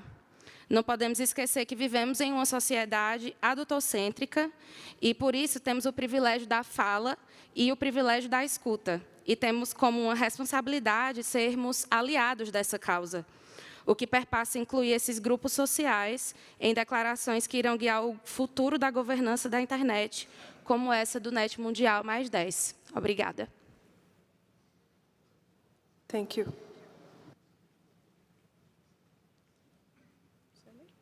One more from academia, and then we go back to government. Thank you. Boa noite, meu nome é Marcela, eu sou da Universidade Federal Fluminense e também faço parte da delegação do UF Brasil. E eu gostaria de chamar a atenção que inclusão e acesso foram princípios muito citados e destacados no documento, mas destacar a importância da inclusão não significa incluir. Precisamos refletir seriamente que pessoas não videntes, surdas, neurodivergentes também são usuários de internet, mas são subrepresentadas ou não representadas nesses espaços de discussão e decisão. Esse evento que estamos, por exemplo, não conta com mecanismos e estratégias que considerem a participação desses corpos, seja na modalidade presencial ou virtual. Isso demonstra o quanto a nossa percepção e concepção de inclusão ainda é vaga e precisa avançar com impacto prático. Não é possível, aceitável, continuar citando a inclusão sem ter medidas inclusivas de fato, e espero que essa reflexão seja levada em consideração tanto no NETmundial quanto nos próximos eventos de governança da internet. Obrigada. Thank you. Government, please. Hello. My name is Alice. I'm from Porto Velho, Rondônia, at the Amazônia region. On behalf of youth, the delegation, and the government sector, I would like to make a contribution. Please put your headphones, because I will speak in my native language. Eu vim de longe, como outros daqui. É importante colocar em pauta a responsabilidade dos multissetores para a sustentabilidade ambiental. O estado de Rondônia possui 2 usinas hidrelétricas que foram construídas para abastecer a cidade de São Paulo, para sediar eventos como este. Enquanto nós, de Rondônia, não temos energia ou recurso para abastecer as nossas necessidades cotidianas. Eu tive o privilégio de estar aqui e hoje trazer a realidade que há muito tempo se perpetua. Devemos nos preocupar com os impactos ambientais que o desenvolvimento sem a responsabilidade ambiental pode trazer, pois ainda estamos fazendo a contenção de danos da Revolução Industrial. Para a contribuição do documento, ressalto que a importância de incentivar as novas estruturas e processos de governança da internet sempre é importante para complementá-las, principalmente aquelas que forem a ser criadas para reafirmar os direitos humanos, vedando assim o retrocesso de direitos conquistados. Obrigada. Thank you. Constantino, please. Thank you so much. Konstantinos Komaitis. I am with the Tech and Democracy Initiative at the Atlantic Council. I will make a very brief comment. I know that we're still currently drafting the outcome document, and we haven't seen it yet. But I would like really to invite governments now to take this document after today and really push it through. It is very important that we remind, as these multilateral processes are happening, that in parallel there are very multi-stakeholder processes that are happening and they're producing this language. And one of the things that I believe we didn't do very well in the first iteration of NETmundial is actually follow up and remind people of the things that we have agreed at the time and the importance of the principles that were laid down during NETmundial. So this is my personal invitation to all the governments that are sitting here for, as we move along in 2024 and 2025, to really revert back to the document and remind other governments that these conversations are also happening. Thank you. Thank you. Technical community, please. Civil society. Right. My name is Awo. I'm a member of IGF Ghana and vice chair of the Dynamic Coalition, IS3C. My concern has to do with involving children and young people. I have a feeling, reading through the preliminary outcome document, that the assumption is children are youth. But I want to share from experience that children are not youth, neither are youth children. I recall last year when I wanted to organize IGF for children, I sent through the proposal, and the feedback I got was that we've already made provision for youth. So we can't have children's IGF, which for me was a stab in the back, because children cannot be treated as youth, neither can youth be treated as children. They have different interests and should be looked at differently. So that's my concern. We need to involve them. We need to find a way of bringing the conversation down to their level to get their participation and have that effectively done. Thank you. Thank you very much. Back to, we have a remote participant intervention. Thank you. We have a remote contribution from Timothy Charles. He's from the technical community. And he said that, I think part of the future requirements is about feminine leadership for the production of alternatives to identity wallets, commodification systems, particularly those less protected. To identity womb, best term, ATM, ecosystems, that are more about nurturing life on our Mother Earth, our biosphere, our sociosphere. But to significant and transformationally increase the volume of feminine participation, and thereby improvements to our advancements are informed. I think it requires a comprehension of ontological design. I am presently unsure where that belongs. Thank you. Can we continue with academia, please? Hello, everyone. Good afternoon. My name is Laura Pereira. I'm an internet governance research, also a digital democracy researcher, and a policy analyst. Here at the end of this NETmundial, I invite all stakeholders to effectively take the political and institutional context of this meeting into account, as well as the social context. As the program invites us to do, and that is to think about institutional structures, processes from inside out 10 years later the Snowden case. We are some of the people, some of the few people actually, I think, who actually want to strive for more and better multi-stakeholderism, for a trustworthy internet, for a safe and inclusive internet. And I don't have any answers actually, and I strongly value all the efforts that we have made here and on all of the other spaces we are. However, I believe we still need to come together and realize that no matter how many demands we may have for our own institutional spaces and our own community, how many issues they have and we have with them, we need to face the elephants in the room. And the elephants in the room is that we are struggling to keep our work relevant. We are struggling to keep, to remain relevant in an era of which I feel we are trying to hold a storm with one hand. We are trying to hold something that's coming from outside. And at the end of this intervention, I think 2024 and 2025 are key years for our community. And we need to keep thinking about our role and be better prepared maybe to take our fields to the next level, to update it and to preserve our own traditions and effectively taking our principles into action. Thank you. Thank you. Back to technical community, Byron, please. Byron Holland, and these comments are my own personal comments, not associated with my organization.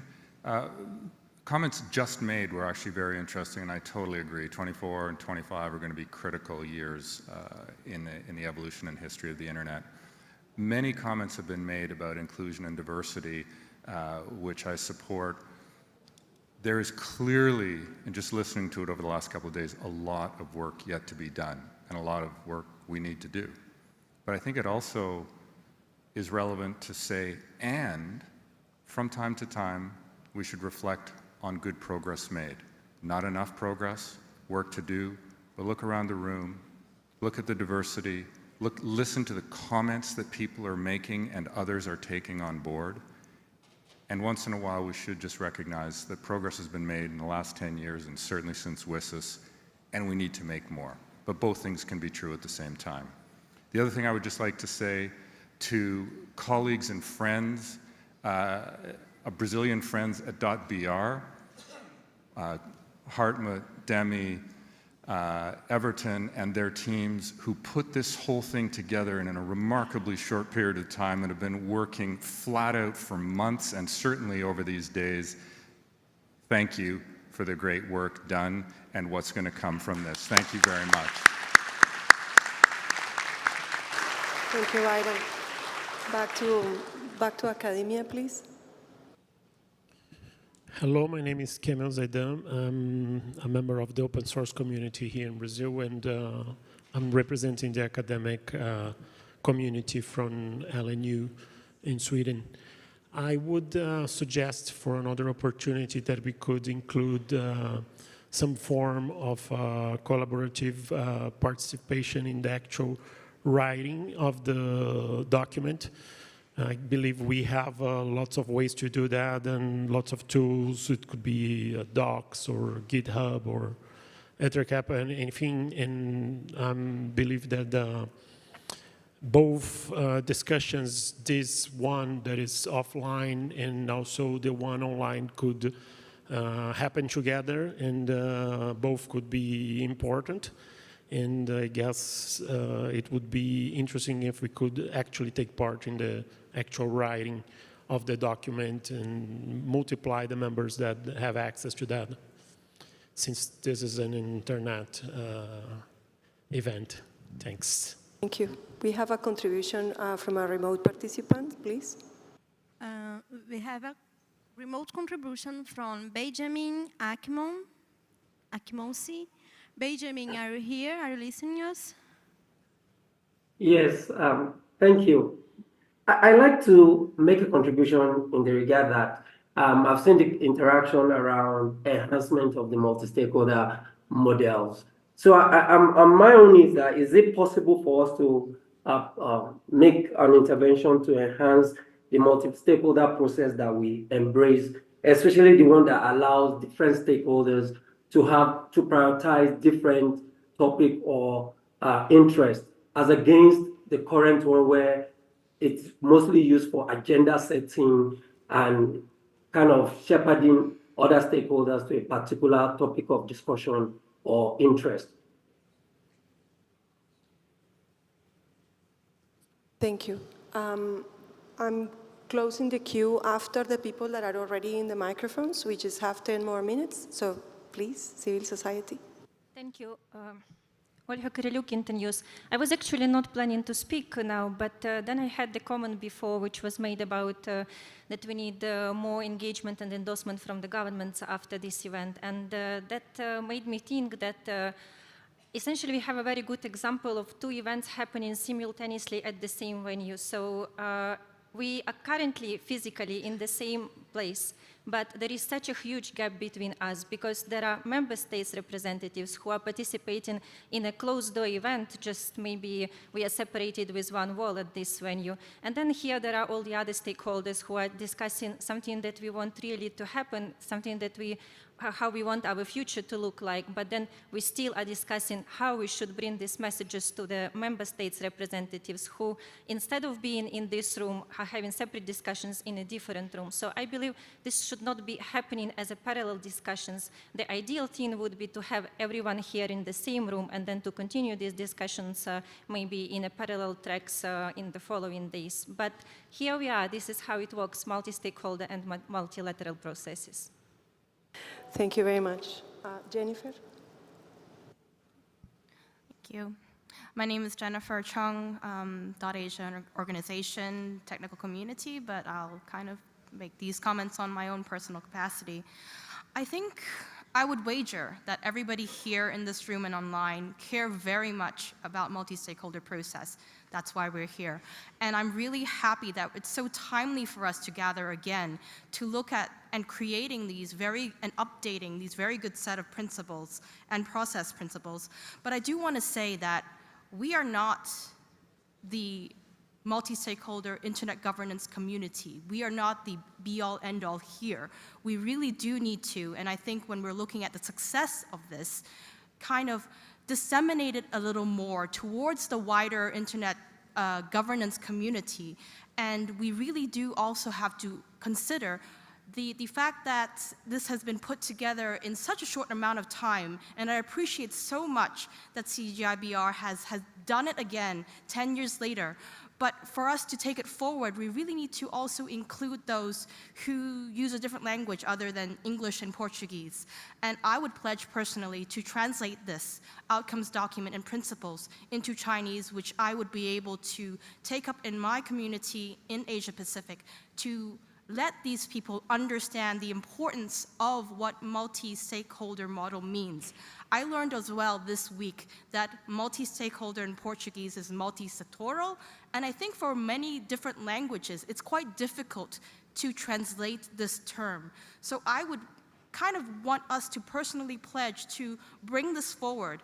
And finally, to echo what Olga just said on the other mic, I would really hope that the governments who are here and also in the HLAC take these principles and lean on them and bring them into the multilateral processes that we cannot be part of at the table, and make sure that the multi-stakeholder principles are being followed in the processes that impact internet governance. Thank you. Thank you, Jennifer. We have one intervention from a remote participant, and then Sebastian. Thank you. I'm going to read the Avery Doria contribution. She's from the technical community. She said that, I tend to believe that there is a multi-stakeholderism, the study and practice of multi-stakeholder models, not a single model. No two multi-stakeholder organizations have the same model or implementation, but they all do, or should adhere to similar principles, the work being done here and now. And while I am exceedingly optimistic, I also see so much that needs to be done. Hut is optimistic about our ability to keep slogging on. Thank you, Abril. Sebastian. Thank you very much, Sebastian Bachelet, Internet Society France and Uralo. I hope that we will end up with a good document here. I want to stress that it's not just the government we need to target, but we are here some representative of stakeholders. There are stakeholders in the other rooms, there are stakeholders in other places in this world. We need to bring this message to all of them to help us to implement not only what we will decide today, but also what was decided 10 years ago. So two documents must go hand to hand, and it's important to bring that to every stakeholder in this world. And once again, thank you very much for this great meeting. Thank you very much. Well, I'm now going to give the very hard task To my dear colleague Min, we closed the queue, so we are, sorry, just got someone trying to talk to me. To my colleague Min, to come up with a summary of the interventions that were included in the open mic, and our reassurance also again to the community that all your questions have been heard and that there is a parallel process to complement a meeting report that will be delivered after in collaboration with HLAC and the organizers, and also reviews of enough time for the community to react to a final version of the document and hopefully being able to take this forward. So, Ming, over to you. Thank you. To keep us on time, I will try to summarize the rich ideas, opinions, and talents that we just witnessed in the room. There's a lot of emphasis on diversity and inclusion. To think beyond just the sectors that are represented here, we are also talking about diversity in ethnicity, gender, language, which is something maybe future meetings could take into account to provide. There are also lots of discussions about children and differentiations between children and youth, not only in terms of protection, but also in terms of avenues for participation. As with other sessions we have seen, there were a lot of comments about providing resources for underfunded and marginalized groups to attend. So this is also something future meetings, especially multi-stakeholder meetings, could take into account. A big chunk of my notes have to do with the separations people have witnessed between multi-stakeholder processes and multilateral processes. As we speak, we have G20 meetings in other rooms where government representatives could also consider attending these multi-stakeholder processes. So there are lots of suggestions in terms of how to translate these principles from what we're familiar with here into other avenues. There's also an emphasis put on to think about not only as in a singular form, multi-stakeholder model, but models, and think about how this process could take different forms, and specific, very much appreciated suggestions in terms of how can we do and organizing these meetings better in the future. How can we make our conversations and interactions more interactive and conversational indeed. There are also lots of interesting ideas and concepts that we have encountered. For example, lots of speakers have mentioned different forms of sovereignty. How can we think about sovereignty not only in a state-centric format, but also think about popular sovereignty and sovereignty of the individuals and also personhood. So these are some of the ideas that I have gleaned from the intervention so far. But last comment is that there's also palpable energy to not only settle with what we have now, but also to take the step further, roll up our sleeves, and translate these principles we hold dear into actual actions. So thank you, everyone, for your wonderful contributions.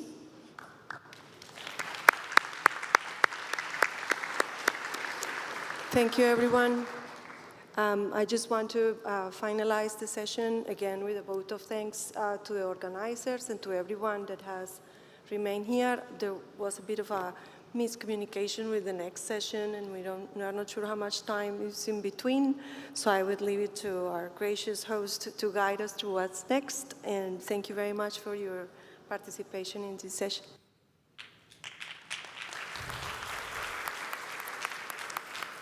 Thank you very much. You can return to your seats.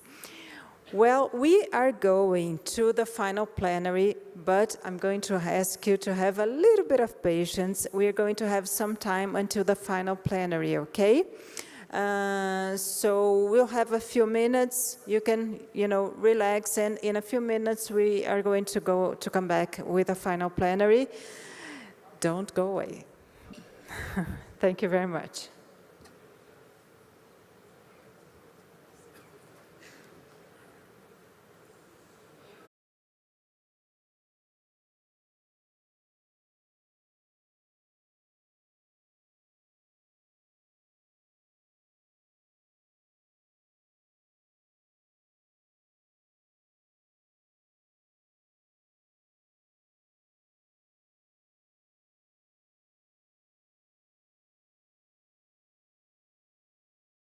I just had the notice that the document is finalized, so it will be just a few minutes. So it will be just a few minutes, okay, to the final plenary. So I would kindly ask you not to, leave the room, just stay here a little bit longer, okay? Thanks.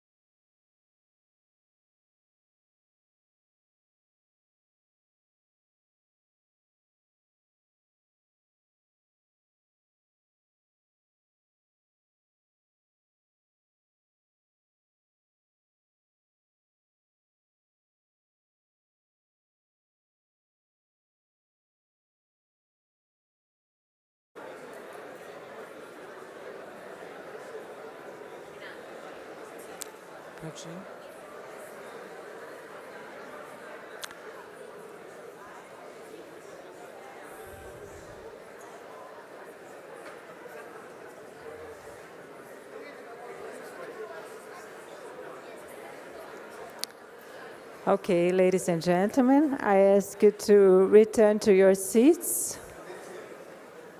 We are going now to the final plenary of our event.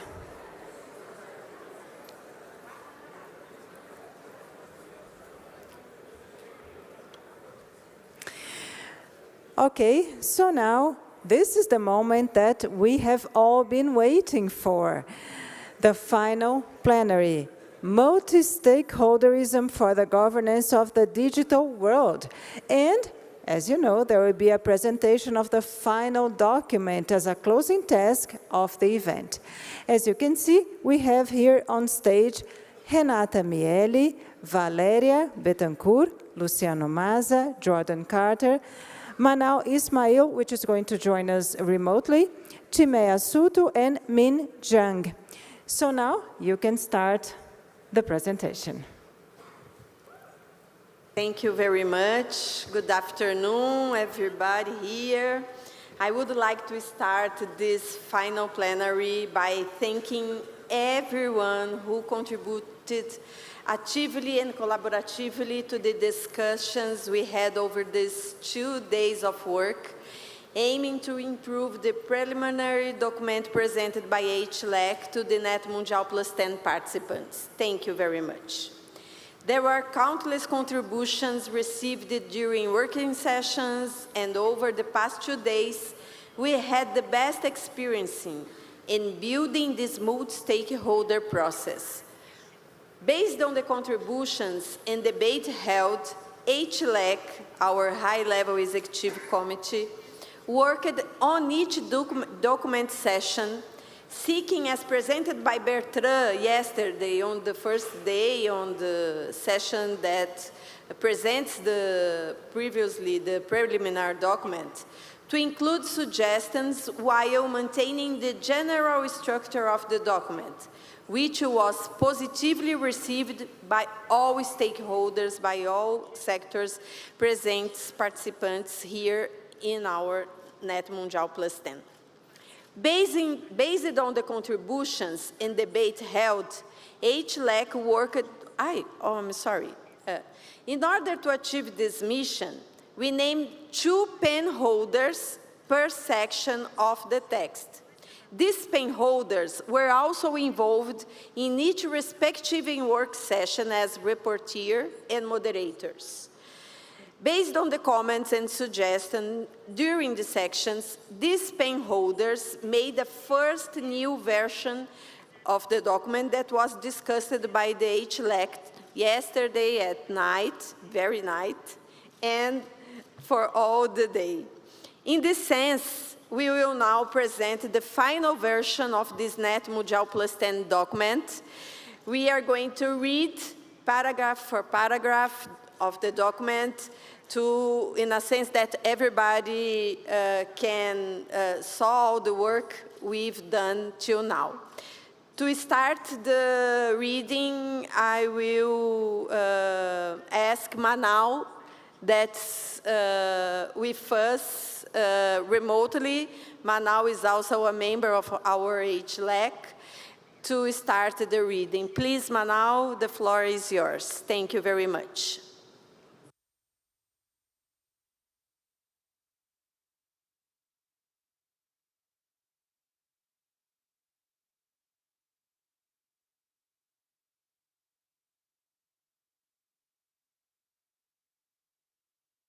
Just waiting to Manal. Yes, can you hear me now?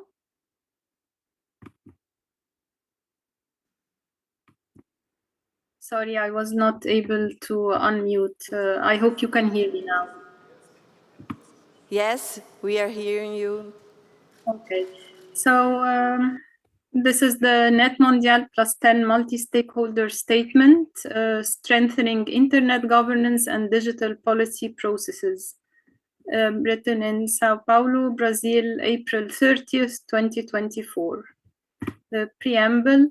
This is the non-binding outcome of a bottom-up, open and participatory process involving people from governments, private sector, civil society, technical community, and academia from around the world. It aspires to strengthen internet governance and digital policy processes. 1. Challenges to internet governance and digital policy processes. From 2014 to 2024, setting the scene for the Sao Paulo guidelines. Convened in Sao Paulo, Brazil in April 2024, stakeholders from academia, civil society, governments, and international organizations, private sector, and technical community around the world asserted the need for improvements to internet governance and digital policy processes. The event spelled out how to bring all stakeholders, people, cultures, countries, and distinct economies together to solve the common challenges we face. These transcend our divisions and can only be resolved by harnessing the energy of our disagreements, arguments, and hopes to shape a better future for all. The rapid digital transformation, continuous innovation, and spread of multiple internet-based technologies and applications, including the role of new digital and disruptive technologies such as artificial intelligence, present us with opportunities and challenges impacting economic, political, and civic spheres. These need to be addressed in the governance of the internet and digital policy processes. The technologies open up great opportunities for accelerating human, social, and economic development and tackling inequalities, building more inclusive societies. At the same time, if not properly managed in accordance with international law and international human rights law, they could also bring uncertainties, insecurities, and power asymmetries among and within countries, economies, and stakeholders, deepening divides, affecting the civic space, and resulting in environmental impacts. No stakeholder can handle these challenges alone. Internet governance and digital policy processes, more than ever, require unprecedented coordination and cooperation among stakeholders to effectively unlock the benefit of this massive transformation for everyone, everywhere, and to collaboratively prevent and remediate abuses online.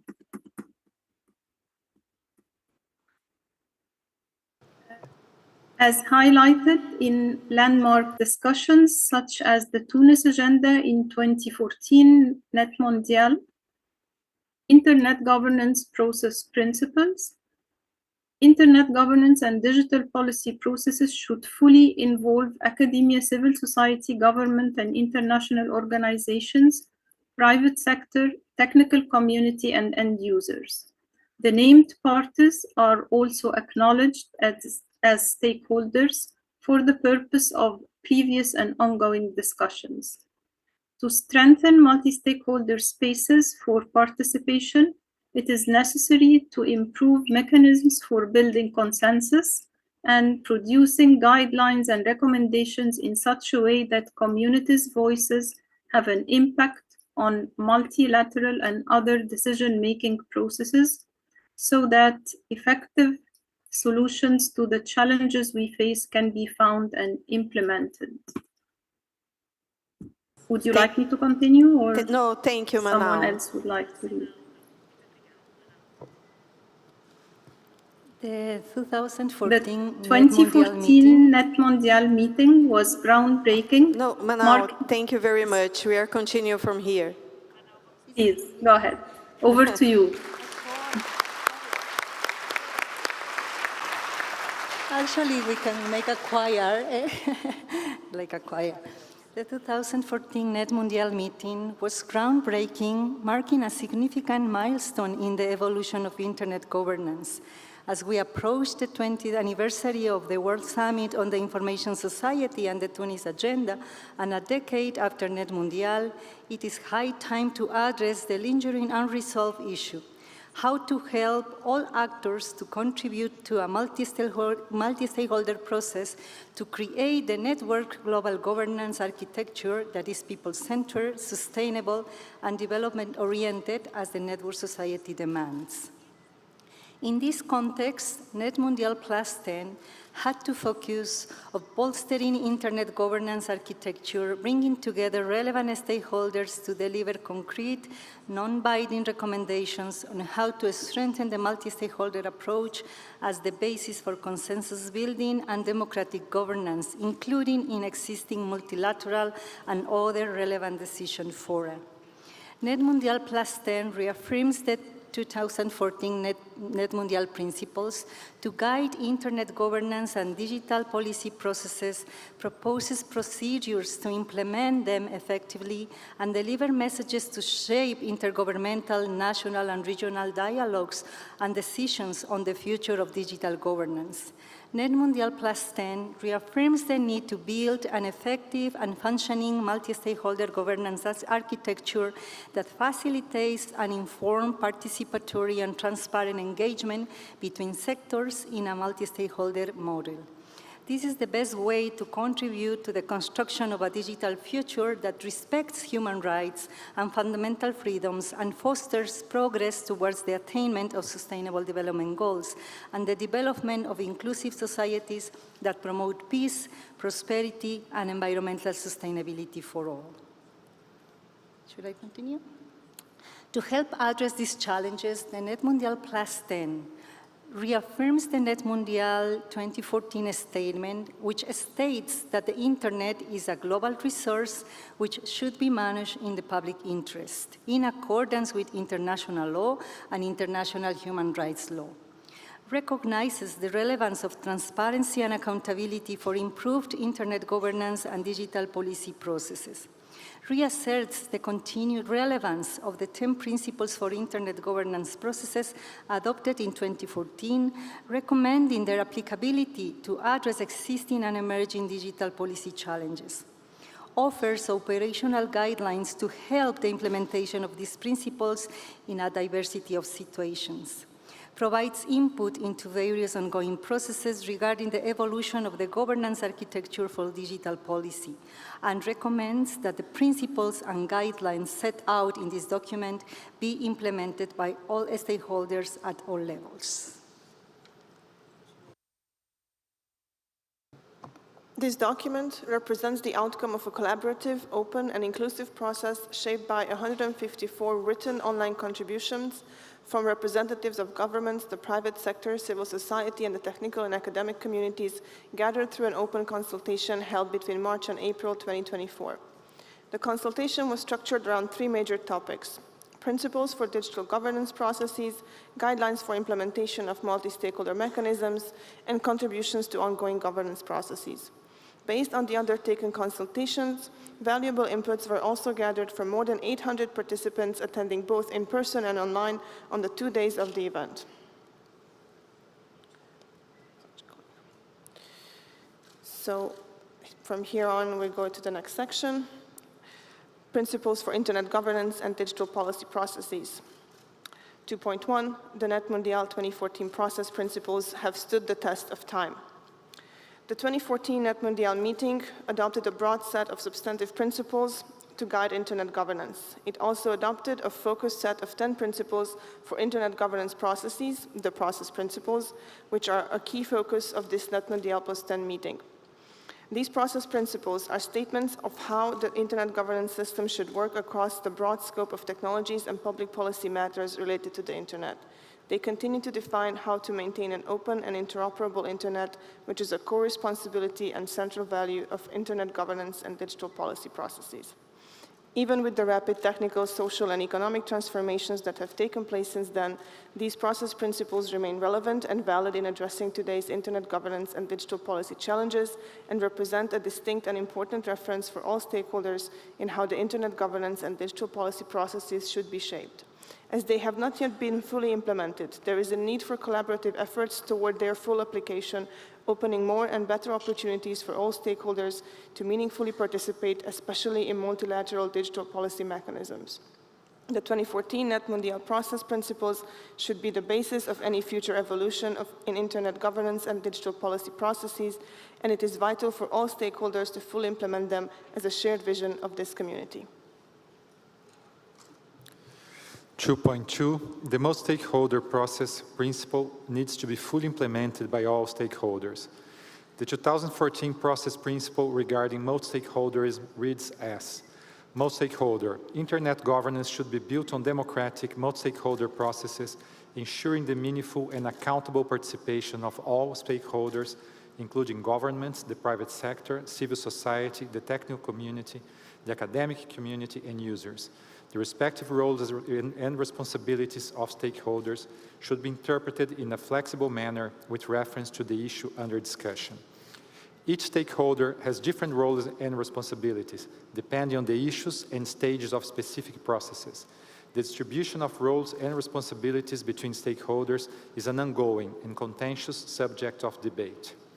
There are persisting concerns that too many governance processes are failing to properly apply the multi-stakeholder process principle.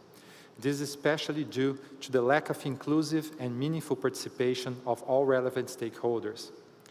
Including all relevant stakeholders in the decision-making process on a genuinely and equal footing can indeed be a critical factor to avoid failure. Most stakeholder approaches to internet governance and digital policy processes work best when they are inclusive and when stakeholders can identify their own interest in an issue and participate in processes to address it. They succeed when there is a mindset of openness to new ideas and a willingness by all stakeholders involved to understand each other's points of views and make compromises to find a consensus. To gain the most positive benefits from internet governance and digital policy processes, the roles and responsibilities of stakeholders must be interpreted flexibly and openly. Sectors, organizations, and individuals must not be shut out of a given process due to an outdated categorization that was suggested in the past. That said, a vital component of protecting and improving such processes is to make sure they incorporate the relevant forms of expertise and experience that are required at different stages of discussing a particular issue. Capacity building is essential to improve stakeholders' understanding and ability to participate on an equal footing. This also implies a realistic analysis of and response to the power asymmetries between and within stakeholders in a discussion.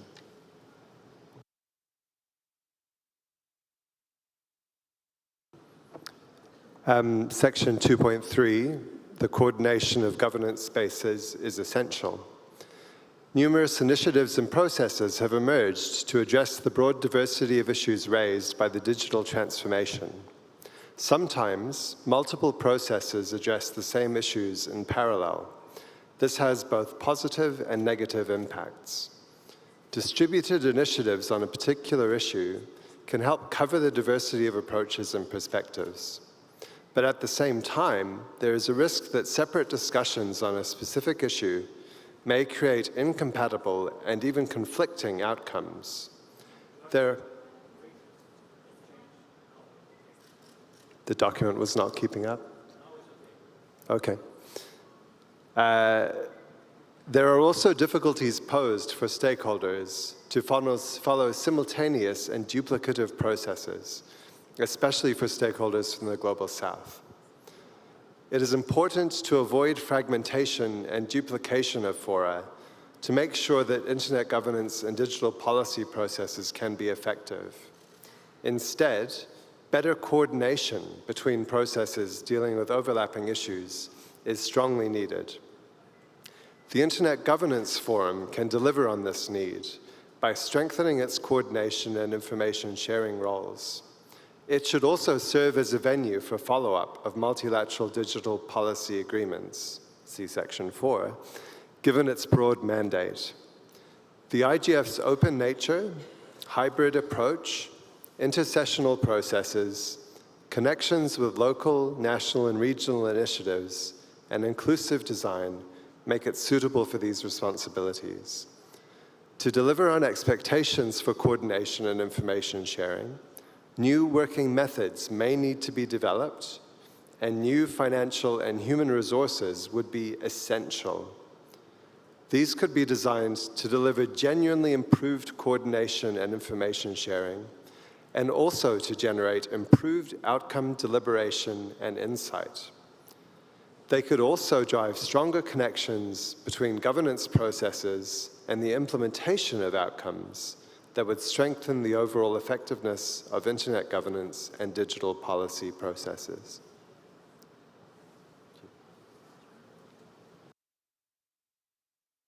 Any such working methods should strive to avoid conflicts with or duplication of existing processes or creating new burdens, and ensure button-up participation on a genuinely equal footing, along with transparency and accountability in such processes. Effective improvements in coordination will benefit all stakeholders and the ability of internet governance and digital policy processes to deal with the issues they're addressing. Section 3, applying the multi-stakeholder approach and improving multilateral processes. Section 3.1, improving participation in multilateral processes. Multilateral processes need to become more inclusive to ensure the meaningful participation of all stakeholders, especially from the Global South. Incorporating diverse voices and multiple worldviews by involving broader stakeholder input can enhance multilateral processes. Better decisions can be achieved and better delivery of outcomes assured through inclusive processes for adequate deliberation and consensus building based on the guidelines and processes steps described below. To achieve these gains, all stakeholders should be empowered to contribute in a meaningful way to all stages of a process tackling issues of concern. The appointment of advisory expert roles and/or platforms adequately resourced should be encouraged to effectively facilitate and analyze diverse contributions from the agenda-setting phase. During deliberations and on draft resolutions and texts, following agreed guidelines and timeframes, and incorporating ethical and public interest considerations. Similarly, significant investments in capacity building and education to strengthen each step of the process are vital to achieve effective contributions. It is important that such investments account for the relative power differences between and within different stakeholders and stakeholder groups. In the spirit of the multi-stakeholder principles, multilateral processes should evolve. They must share the scope of their work and publish a commitment regarding transparency of the process, including but not limited to a timeline highlighting critical opportunities for participation. As part of that commitment, a regular schedule to inform about their progress or lack thereof must be made available, including public access to specific outputs. Documentation of how contributions were made, evaluated, and incorporated into the process is as important as the documentation related to dissenting and divergent views. Such mechanisms must follow accessibility standards and provide effective alternatives to facilitate participation in languages other than English. Robust accountability mechanisms should be part of all multilateral processes so that there are clear steps and deadlines for the implementation of recommendations, concrete mechanisms for reflection about the impact of their decisions and the status of implementation of their recommendations are key for continuity. Efforts to accurately document each multilateral process should be made, including concrete steps to identify linkages with other similar processes. It is, therefore, essential to foster a safe, trustworthy, and fair environment where imbalances between participants are addressed and civil society, the private sector, academia, and technical community are able to meaningfully participate in multilateral processes. Governments have a key responsibility to guarantee the conditions for securing diversity and achieving robust multilateral process. 3.2. Guidelines for multi-stakeholder consensus building and decision-making. São Paulo Multi-Stakeholder Guidelines. We offer and call upon the worldwide community to adopt and use a set of guidelines and related process steps, São Paulo Multi-Stakeholder Guidelines, in internet governance and digital policy processes that are distilled from existing foundational documents as well as from current good practice and experience. While no one size fits all, they shall help subnational, national, regional, and global communities to build trust and establish and implement multi-stakeholder collaboration process and mechanisms, as well as to assess processes and mechanisms that are presented as being multi-stakeholder, but are so only by their name. As discussed under 3.1, they shall also serve as inspiration for evolving and improving multilateral processes. The following guidelines are a complement to and operationalize the 2014 NETmundial Internet Governance Process Principles. Due to the ever-evolving nature of multi-stakeholder collaboration, these guidelines cannot be cast in stone and have to be considered as a living document. They need to keep and evolving both in their practical implementation as in their concrete wording. Manal, could you follow?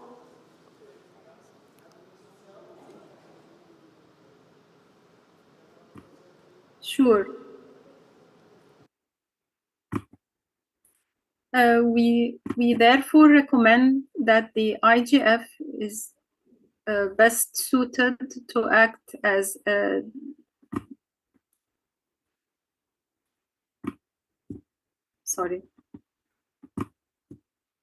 We therefore recommend that the IGF is best suited to act as a depository, i.e. caretaker of this first set of guidelines, and we look forward to the IGF considering its implementation in its own processes and its further discussion and evolution.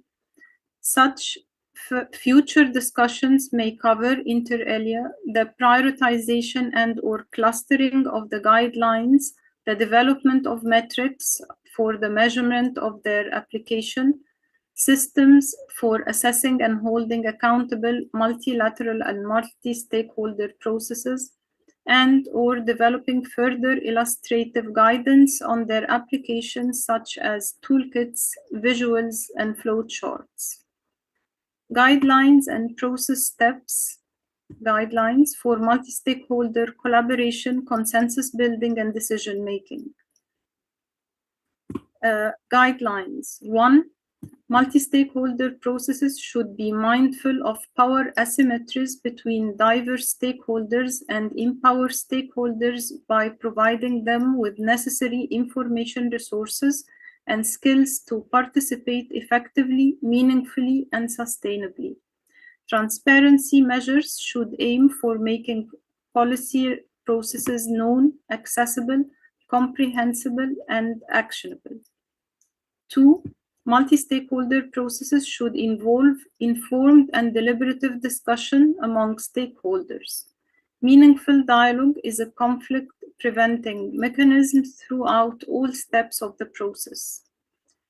3, multi-stakeholder processes should strive to treat all stakeholders fairly and equitably, considering their respective needs, capacities, realities, and vulnerabilities. Stakeholders should participate on equal footing, treat one another with mutual respect, recognizing the value of diverse viewpoints and contributions and the different nature of their roles and responsibilities in an issue-specific manner. 4, multi-stakeholder processes should be governed by the rule of law and respect to international human rights principles, including economic, social, cultural, civic, and political rights. 5, multi-stakeholder processes should respect and value the linguistic diversity of participants and be accessible to all stakeholders regardless of their background, status, or level of expertise. 6, all stakeholders should share responsibility and uphold accountability and transparency in their respective roles for the outcomes of the multi-stakeholder process, with legal and political accountability for protection of human rights remaining the primary responsibility of governments. Also recognizing the private sector's responsibility to respect human rights in line with the UN guiding principles on business and human rights. Thank you, Manal. Yeah. 7, internet governance and digital policy processes should be agile and adaptable to changing circumstances, evolving technologies, emerging issues, and changing geopolitical dynamics. Mechanisms for resolving conflicts among stakeholders within collaborative multi-stakeholder processes should be in place to enable decision-making. 9, a global multi-stakeholder approach to internet governance and digital policy processes should recognize the need for collaborative action across national borders and stakeholder groups, while duly considering and leveraging local and regional perspectives. 10, decisions should consider the long-term implications of sustainability of outcomes for human rights and inclusive and sustainable development as per the Tunis Agenda. 11, capacity development efforts that enhance the understanding and skills of stakeholders, particularly those from developing countries and underrepresented communities, should be in place through all the steps of a multi-stakeholder process. 12, cooperation and dialogue should actively be sought with other governance fora and processes in order to avoid duplication of efforts and to share outcomes, best practices, and lessons learned. 13, collaboration processes should be oriented towards practical, actionable outcomes that lead to tangible results and positive changes for internet governance and digital policy processes. Process steps-oriented guidelines. Recommended process steps for an open and inclusive multi-stakeholder process. First, scope the issue.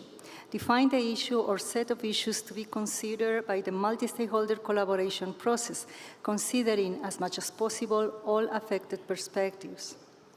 2, identify stakeholders. Identify all relevant stakeholders as inclusively and flexibly as feasible, including individuals, groups, organizations, and communities affected by the decision or collaboration. 3, engage stakeholders. Actively engage all interested stakeholders through the process consistently and in a sustained fashion, through methods such as public consultations, surveys, workshops, and fora to gather input and feedback. 4, share information. Provide clear and full information about the processes, objectives, and outcomes to ensure transparency and understanding among stakeholders, making full use of accessible digital records, including related process documentation. 5, ensure equitable participation. Ensure equitable participation of all relevant diverse perspectives and interests, including marginalized or underrepresented groups. 6, facilitate dialogue. Facilitate open dialogue, collaboration, and deliberation among and between relevant stakeholders, encouraging respectful communication and consensus building. 7, prepare draft outcomes. Develop draft outcomes for consultation on the basis of dialogues between relevant stakeholders and consult with wider community of all interested stakeholders over results. 8, factor in feedback from wider community. Adapt the draft outcomes taking into account the inputs stemming from the consultation, transparently reporting and how inputs were considered and the corresponding reasons. 9, open decision-making. Use collaborative decision-making processes that involve all the relevant stakeholders in identifying solutions, exploring trade-offs, and reaching agreements. 10, community powers. Submit final outcomes to the consideration of the wider community, providing for mechanisms empowering the wider community to react to outcomes that are inconsistent with the wider community interest. 11, implementation and accountability in decision-making. Establish mechanisms for implementing decisions and holding stakeholders accountable for their commitments. 12, monitor and adapt. Monitor progress, evaluate outcomes, and be willing to adapt the process based on feedback and changing circumstances. And section number 4, input on ongoing processes. As stated in section 2.3 and 3.2, several processes are currently underway in the UN context regarding internet governance and digital policy processes, in particular, but not limited to, the negotiations around the Global Digital Compact in the framework of the Summit of the Future with its Pact for the Future and the WSIS+20 review. They include recommendations and potential pathways for the further consolidation of an open, global, interoperable, secure and free internet and the broader digital policy ecosystem that contributes to the achievement of the Sustainable Development Goals. As a unique gathering that seeks to articulate a concrete pathway for strengthening and improving multi-stakeholderism in internet governance and digital policy processes, NETmundial+10, as a self-standing event, presents specific messages to these processes oriented to strengthen existing ones, optimize allocation of resources, and ensure synergies, coordination, and complementarity. In addition, there are numerous multilateral, regional, national, and non-governmental processes that have inspired and would benefit from application of the principles and guidelines set out in this document. 4.1. Luciano. 4.1, Internet Governance Forum, IGF. The Internet Governance Forum consists of its annual event, intersessional work in the form of dynamic coalitions, best practice forums, and policy networks, parliamentary and judiciary tracks, national and regional IGFs, and youth initiatives at all levels. It brings together a variety of stakeholder groups from different parts of the world. The IGF has been an effective space for internet governance and digital public policy debates and cooperation, and in spite of lacking the required financial resources to meet its mandate optimally. The IGF has the proven convening power and capacity to further explore and evolve innovative multi-stakeholder approaches to policy deliberation and decision-making processes. If strengthened, it could be consolidated as the preferred space for information sharing and improved coordination among digital governance processes. Its open nature, hybrid approach, and inclusive design facilitates widespread participation support. A strengthened IGF needs to continue addressing challenges and opportunities of emerging technologies and may need to develop and adopt new working methods that can deliver genuinely improved coordination, insight, and information sharing while avoiding conflicts with existing processes or creating new burdens to participating stakeholders and the UN system. A strengthened Internet Governance Forum, IGF, requires long-term sustainability to increase financial, technical, and human resources to be consolidated as a pivotal deliberative platform for coordinating participative debates on internet and digital governance, can provide cohesion and facilitate participation in the context of a distributed and growing digital governance ecosystem, ensuring more inclusive and diverse participation of underrepresented countries, communities, groups, and sectors, in particular from the Global South, and requires improved procedures to guarantee inclusive, transparent, and accountable deliberation to generate both legitimacy and effective outcomes. An improvement on the dialogue and coordination between global, regional, and national IGFs is also needed, in a way that the discussions and agendas can feed back such processes, aiming at establishing a continuity between them from a local to a global perspective. In its evolution, the potential of the IGF to deliver tangible outcomes, such as evidence-based policy recommendations, best practice guidelines, and pilot projects to test proposed solutions, in order to build capacity and inform policymakers, should be optimized. This will require the commitment and participation of all stakeholders. The IGF Secretariat, the IGF Leadership Panel, and the Multi-Stakeholder Advisory Group, in the performance of their respective functions, have a key role to play in that regard. Mechanisms for collaboration and information exchange with other international bodies and governance fora should be enhanced, as well as the IGF's intersessional work. The strengthening of national and regional IGFs as spaces for the definition of common goals and challenges to inform the global IGF agenda contributes to tackling governance fragmentation. The IGF is the process in the UN system that is best positioned to address the gap between discussion and action by building closer ties with other organizations that are central to the functioning of the Internet, but also with multilateral institutions, through ongoing innovation and experimentation within the IGF framework. The IGF should be renewed for at least 10 years as the foremost global platform for broad-based public participation and dialogue in all Internet and related digital governance matters. Through strengthening the IGF, we would allow for the UN system to leverage on the legacy and relevance of the model while avoiding further fragmentation of Internet governance discussions. The process for selecting the host country should be further transparent and take into account human rights, inclusivity, accessibility, and equitable conditions for attendance. Free, safe, and open participation should be available to all, especially historically excluded groups. Do you want to?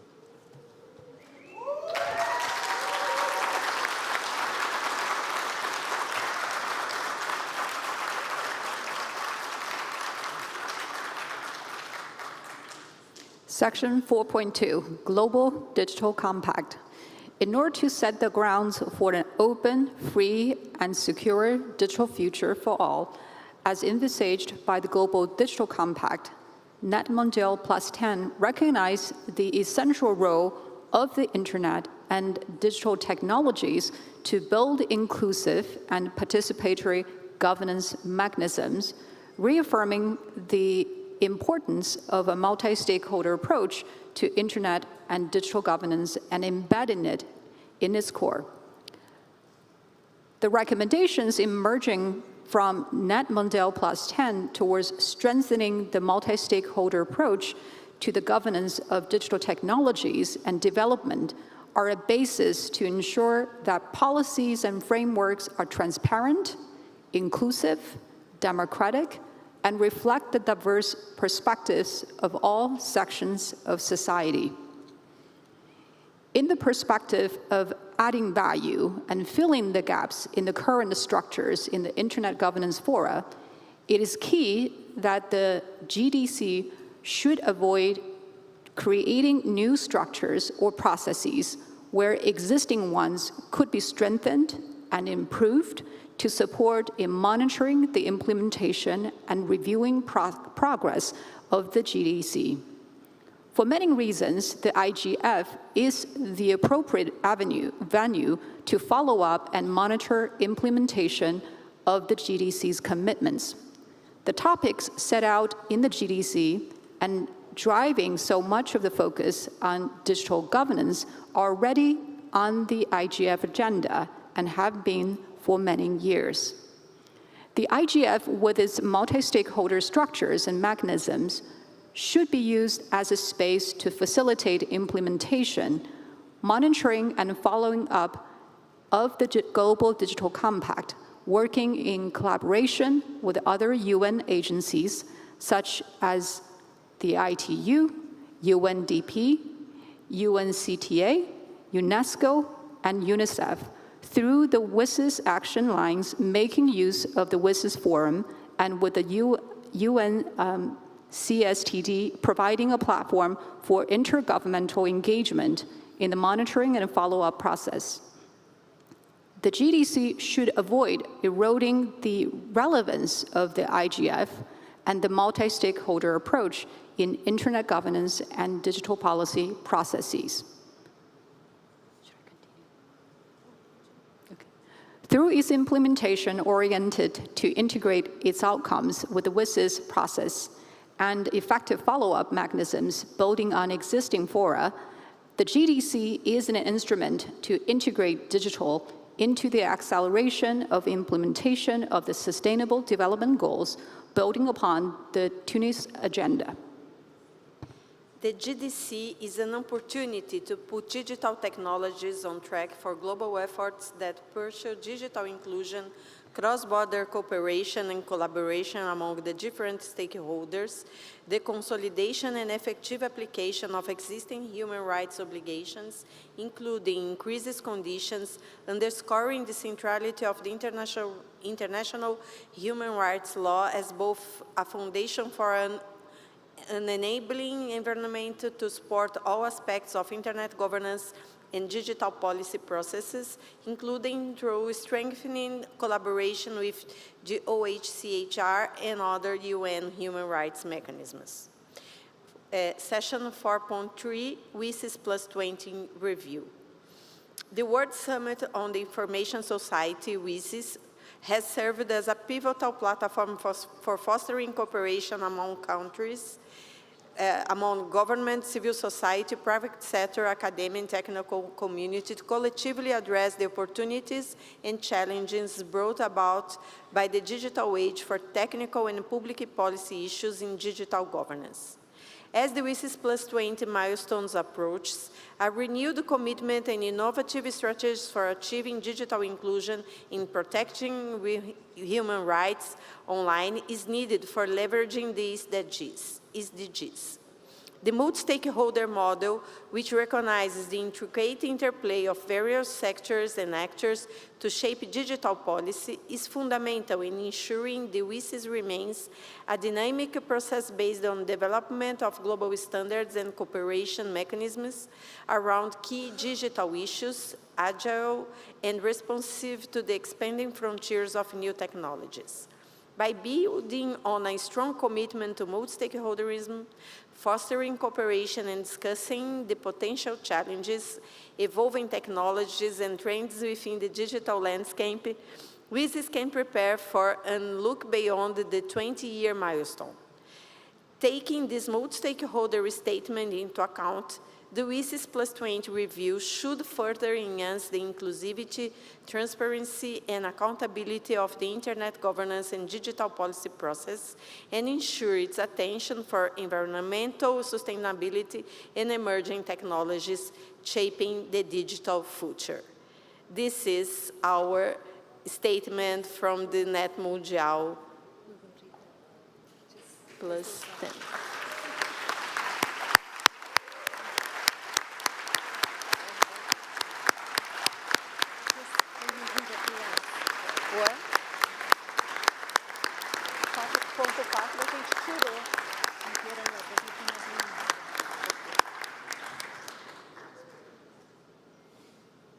Okay.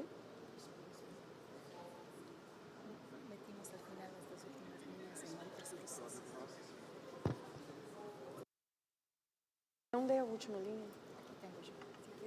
Pode ler, pode ler. I'm sorry. Valeria, continue, please. The last lines. We are not yet done, almost. I'm very excited, it's it.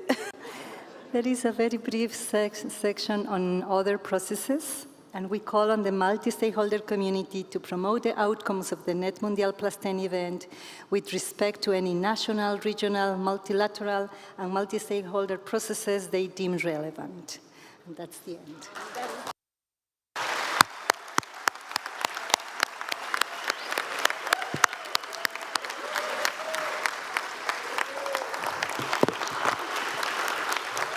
That's our NETmundial statement.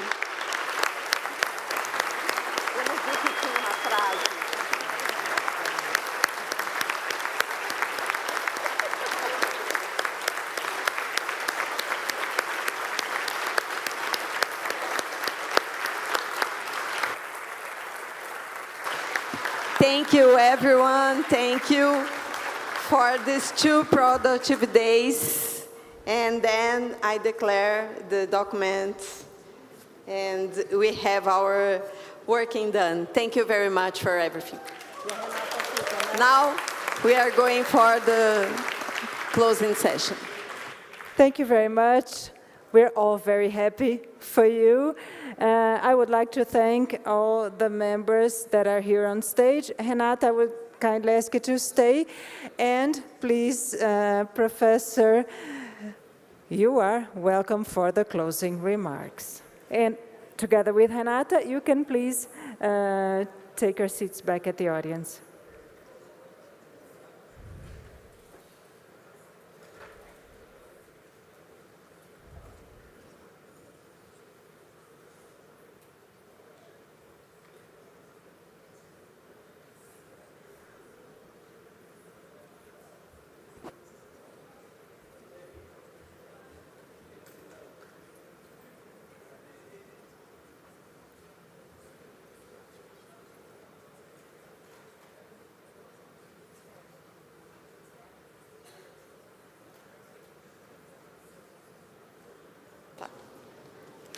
Yes, you can start. Well, for this opening remarks, closing remarks.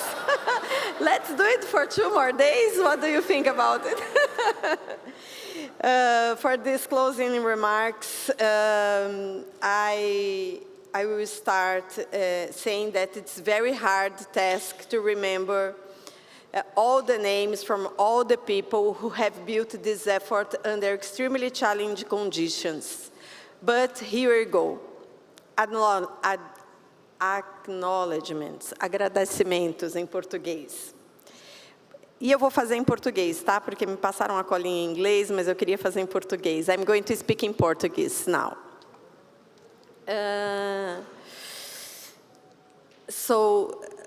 Em português eu sou mais espontânea. Foi um processo bastante difícil e desafiador construir esse NETmundial+10 em, digamos, menos de 4 meses. Porque apesar de nós termos começado os diálogos e as conversas com os vários setores que estão aqui hoje, em outubro, a realidade é que nós começamos a organizar esse evento em meados de janeiro, talvez final de janeiro. E foi uma empreitada intensiva, mas muito solidária, muito participativa, com um engajamento e um compromisso impressionantes de toda a equipe que participa do CGI, do NIC, que eu gostaria de agradecer todos e todas pela compreensão, Comitê Gestor da Internet do Brasil, cada conselheiro e conselheira, cada pessoa do nosso NIC. Eu vou falar vários nomes aqui, mas antes de entrar nos nomes, eu queria fazer esses agradecimentos. Queria também, antes de entrar em alguns nomes pontuais, fazer um agradecimento mais do que institucional, mais do que em nome do CGI, do NIC. Queria fazer um agradecimento pessoal a cada integrante do nosso comitê executivo do NETmundial+10.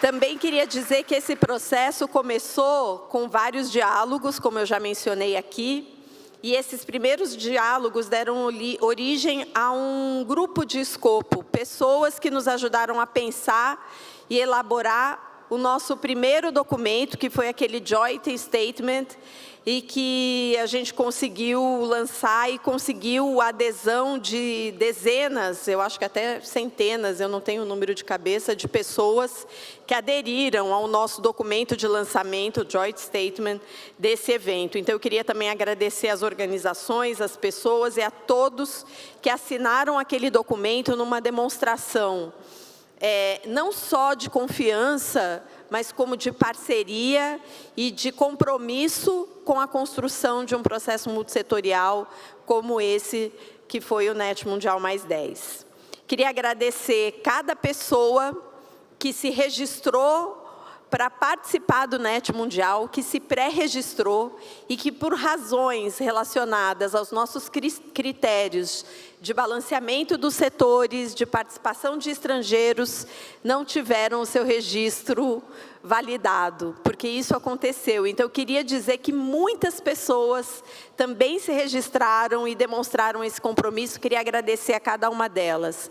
Queria agradecer aquelas que tiveram o seu registro concluído e que fizeram todos os esforços para, em pouco tempo, em condições bastante desafiadoras, conseguiram reunir recursos e condições para virem ao Brasil participar do nosso NETmundial. Então, eu queria pedir um agradecimento aí especial aos nossos participantes presenciais de outros países, mas também aos participantes presenciais do Brasil, que vieram de regiões distantes do nosso país, a sociedade civil, ao setor privado, academia, comunidade técnica, governos que vieram participar do nosso evento. E também aqueles que, em razão de muitas condições, não conseguiram vir pessoalmente, mas se engajaram online e participaram online do nosso evento durante esses 2 dias. E queria agradecer particularmente àqueles que submeteram contribuições à nossa consulta, que foi aberta e que recebeu contribuições de todo mundo. Eu vou passar para o Glaser, mas antes de fazer isso, eu queria fazer um agradecimento especial ao professor Glaser, que é o nosso secretário executivo do CGI, que desde o início foi um sonhador em torno do NETmundial, foi um encorajador deste processo, e nunca perdeu a alegria, o sorriso no rosto, mesmo diante das adversidades, das dificuldades, dos problemas. Glaser, muito, muito obrigada pela sua parceria, pela sua contribuição, pelo seu papel na construção do multissetorialismo no Brasil e no mundo. Muito obrigada, professor Glaser.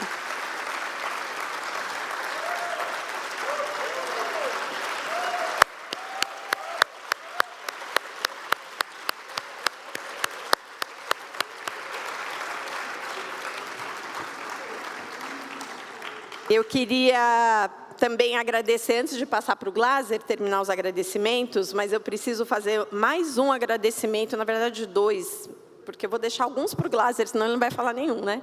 Mas eu queria agradecer, Vinícius, por você me aguentar. Eu nem sei como te agradecer por isso. Vinícius é o nosso chefe da assessoria internacional do CGI, um nome que cada um e cada uma de vocês deve ter ouvido durante todos esses dias. Ele foi incansável para fazer com que esse evento existisse. Vinícius, Everton, Flávio, muito obrigada pelo empenho, pela dedicação, pelo compromisso, pela parceria de vocês. Eu já vou parar de falar aqui, porque senão eu vou chorar. Então, vou passar para o professor Glaser. Renata, muito obrigado pelo destaque, mas eu tenho certeza que nenhum resultado, nenhum sucesso, uma pessoa consegue sozinho. realmente do fundo do meu coração, eu quero agradecer, eu vou mencionar muitos nomes.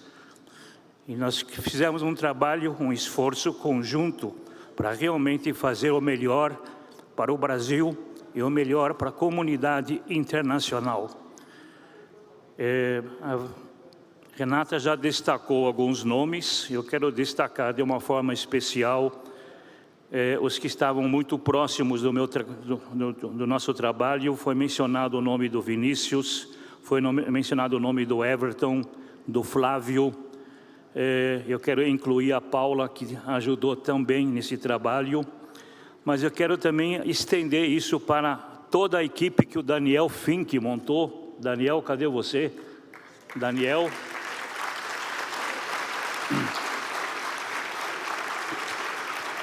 O Daniel liderou os jovens que fizeram todo o trabalho de acompanhar a participação remota, e vocês viram como foi importante ter a participação dos jovens, e não era um evento restrito aos presenciais, mas àqueles que estavam remotamente também.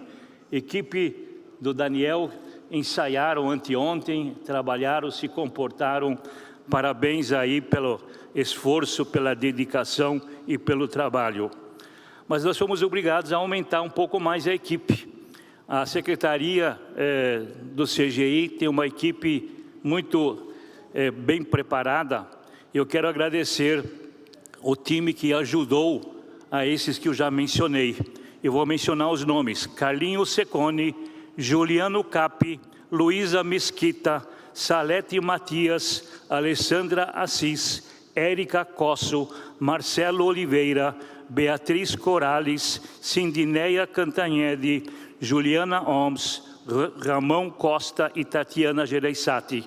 Vocês não viram eles por aí, mas todos eles trabalharam esses dias aqui, dando um reforço para o nosso evento. Obrigado, pessoal. Esse time é sensacional.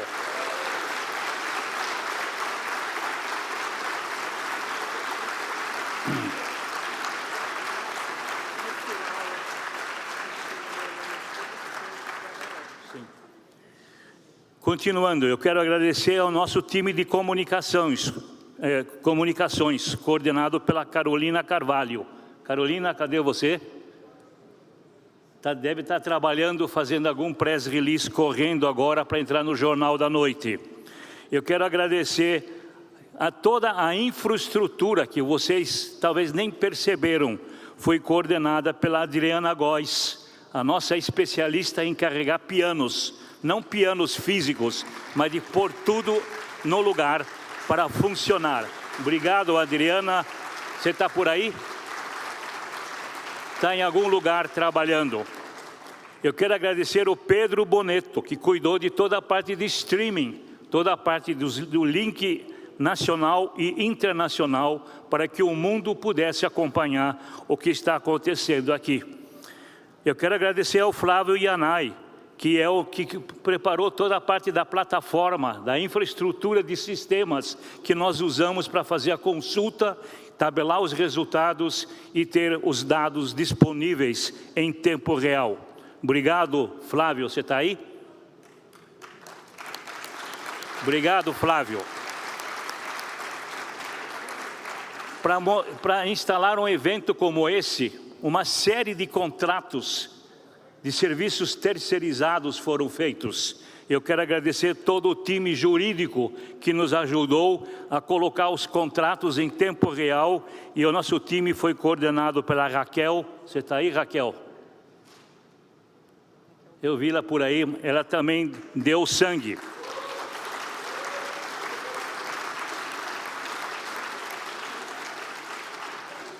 Eu quero agradecer os moderadores online, o programa dos jovens que participaram ativamente, eu já destaquei.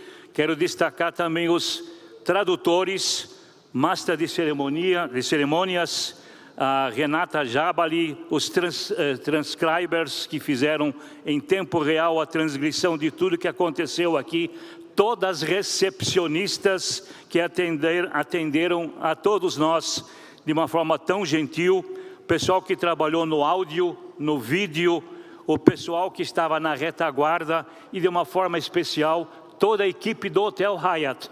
Nós, quando combinamos voltar para cá, falaram, vocês fizeram em 2014 um evento que ficou na história.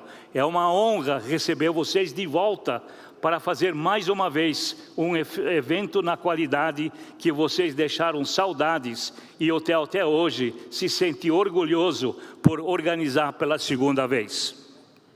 Muitos outros talvez eu tenha esquecido, mas eu quero agradecer, realmente foram centenas e centenas de horas trabalhando para mais uma vez marcar um sucesso, um gol que o Brasil gosta de futebol, um gol especial na arena internacional, onde todos nós jogamos juntos para defender o multissetorialismo. E mais uma palavrinha final, nós não falamos muito do CGI. CGI usa o multissetorialismo desde 95, 96. Nós estamos há 30 anos trabalhando com esse modelo.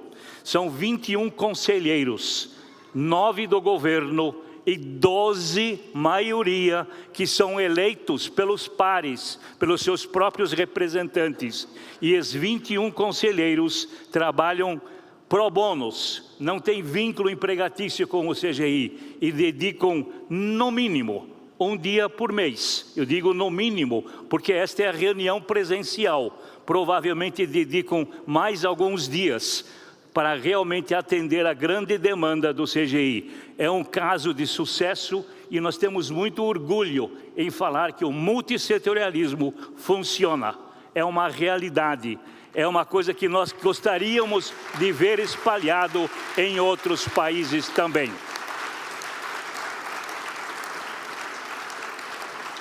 Todos os conselheiros do CGI presentes, obrigado, obrigado e obrigado, porque vocês fazem desse time um sucesso que nós podemos compartilhar. Somos muito orgulhosos por esse modelo que está comprovado que funciona. Consenso não é ganhar sempre. Consenso não significa que eu posso impor os meus direitos. Consenso significa, de vez em quando, abrir mão, para que todos possam compartilhar os resultados. E a prova está neste evento, que mais uma vez foi um resultado de sucesso de um governo multissetorial que o Brasil é muito orgulhoso em apresentar ao mundo. Obrigado e palmas para todos vocês que estiveram aqui.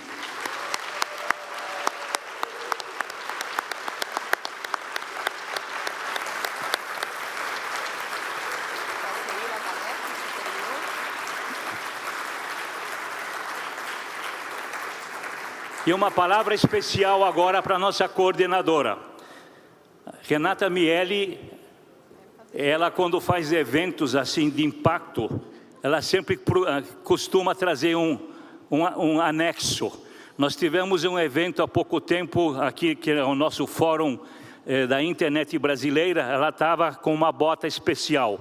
E como ela costumou aparecer em público com essa bota especial, ela deu um jeitinho dessa vez também de estar outra vez devidamente assessorada com esse acessório. Vocês estão vendo ela passear de carrinho por aí, cadeira de rodas, mas ela deu sangue para estar conosco aqui. Obrigada, Renata, pela sua dedicação, pelo esforço de compartilhar esses sonhos que de vez em quando algumas pessoas têm. Obrigado, você merece também a nossa gratidão e o nosso reconhecimento por tudo que você fez por nós. Obrigado. Obrigada, Gláser. Eu queria, antes de encerrar formalmente, nomear cada membro do nosso High Level Executive Committee e pedir uma palma especial para cada um deles. E se vocês quiserem ficar de pé também, fiquem à vontade. Eu não vou ficar de pé, porque vocês sabem o motivo. Eu queria agradecer e já chamar os nomes de todos. Janete Hoffman, Luciano Maza, Raul Echeverria, Roberto Gaetano, Valéria Bittencourt, Akinori Maimura, Bertrand de la Chapelle, Manal Ismail, Windsurf, Wolfgang, Klein, como é que é? É desafio para mim, gente, alemão não Wolfgang Kleinwächter. Ana Neves, Xenguetai Massango, João Brante, Jorge Câncio, Leonilde Santos, Yoshi Ida, Anders Halvorsen, Henrique Falhauber, Ginson Olufuye, Lise For, Timé Assuto, Anita Gurumorfi, Bia Barbosa, Bruna Santos, Grace de Taiga, Jason Pielimier, Ming Jiang, Paola Ricorte, Paiol Arora, Rafael Evangelista, Urs Gasser, Demiguético, Jordan Carter, Sebastião Belagamba, Rodrigo de la Parra e Silvia Cadena. Muito, muito obrigada a cada um e cada uma de vocês. E está encerrado o nosso NET Mundial mais 10. Obrigada. Boa noite a todos e todas.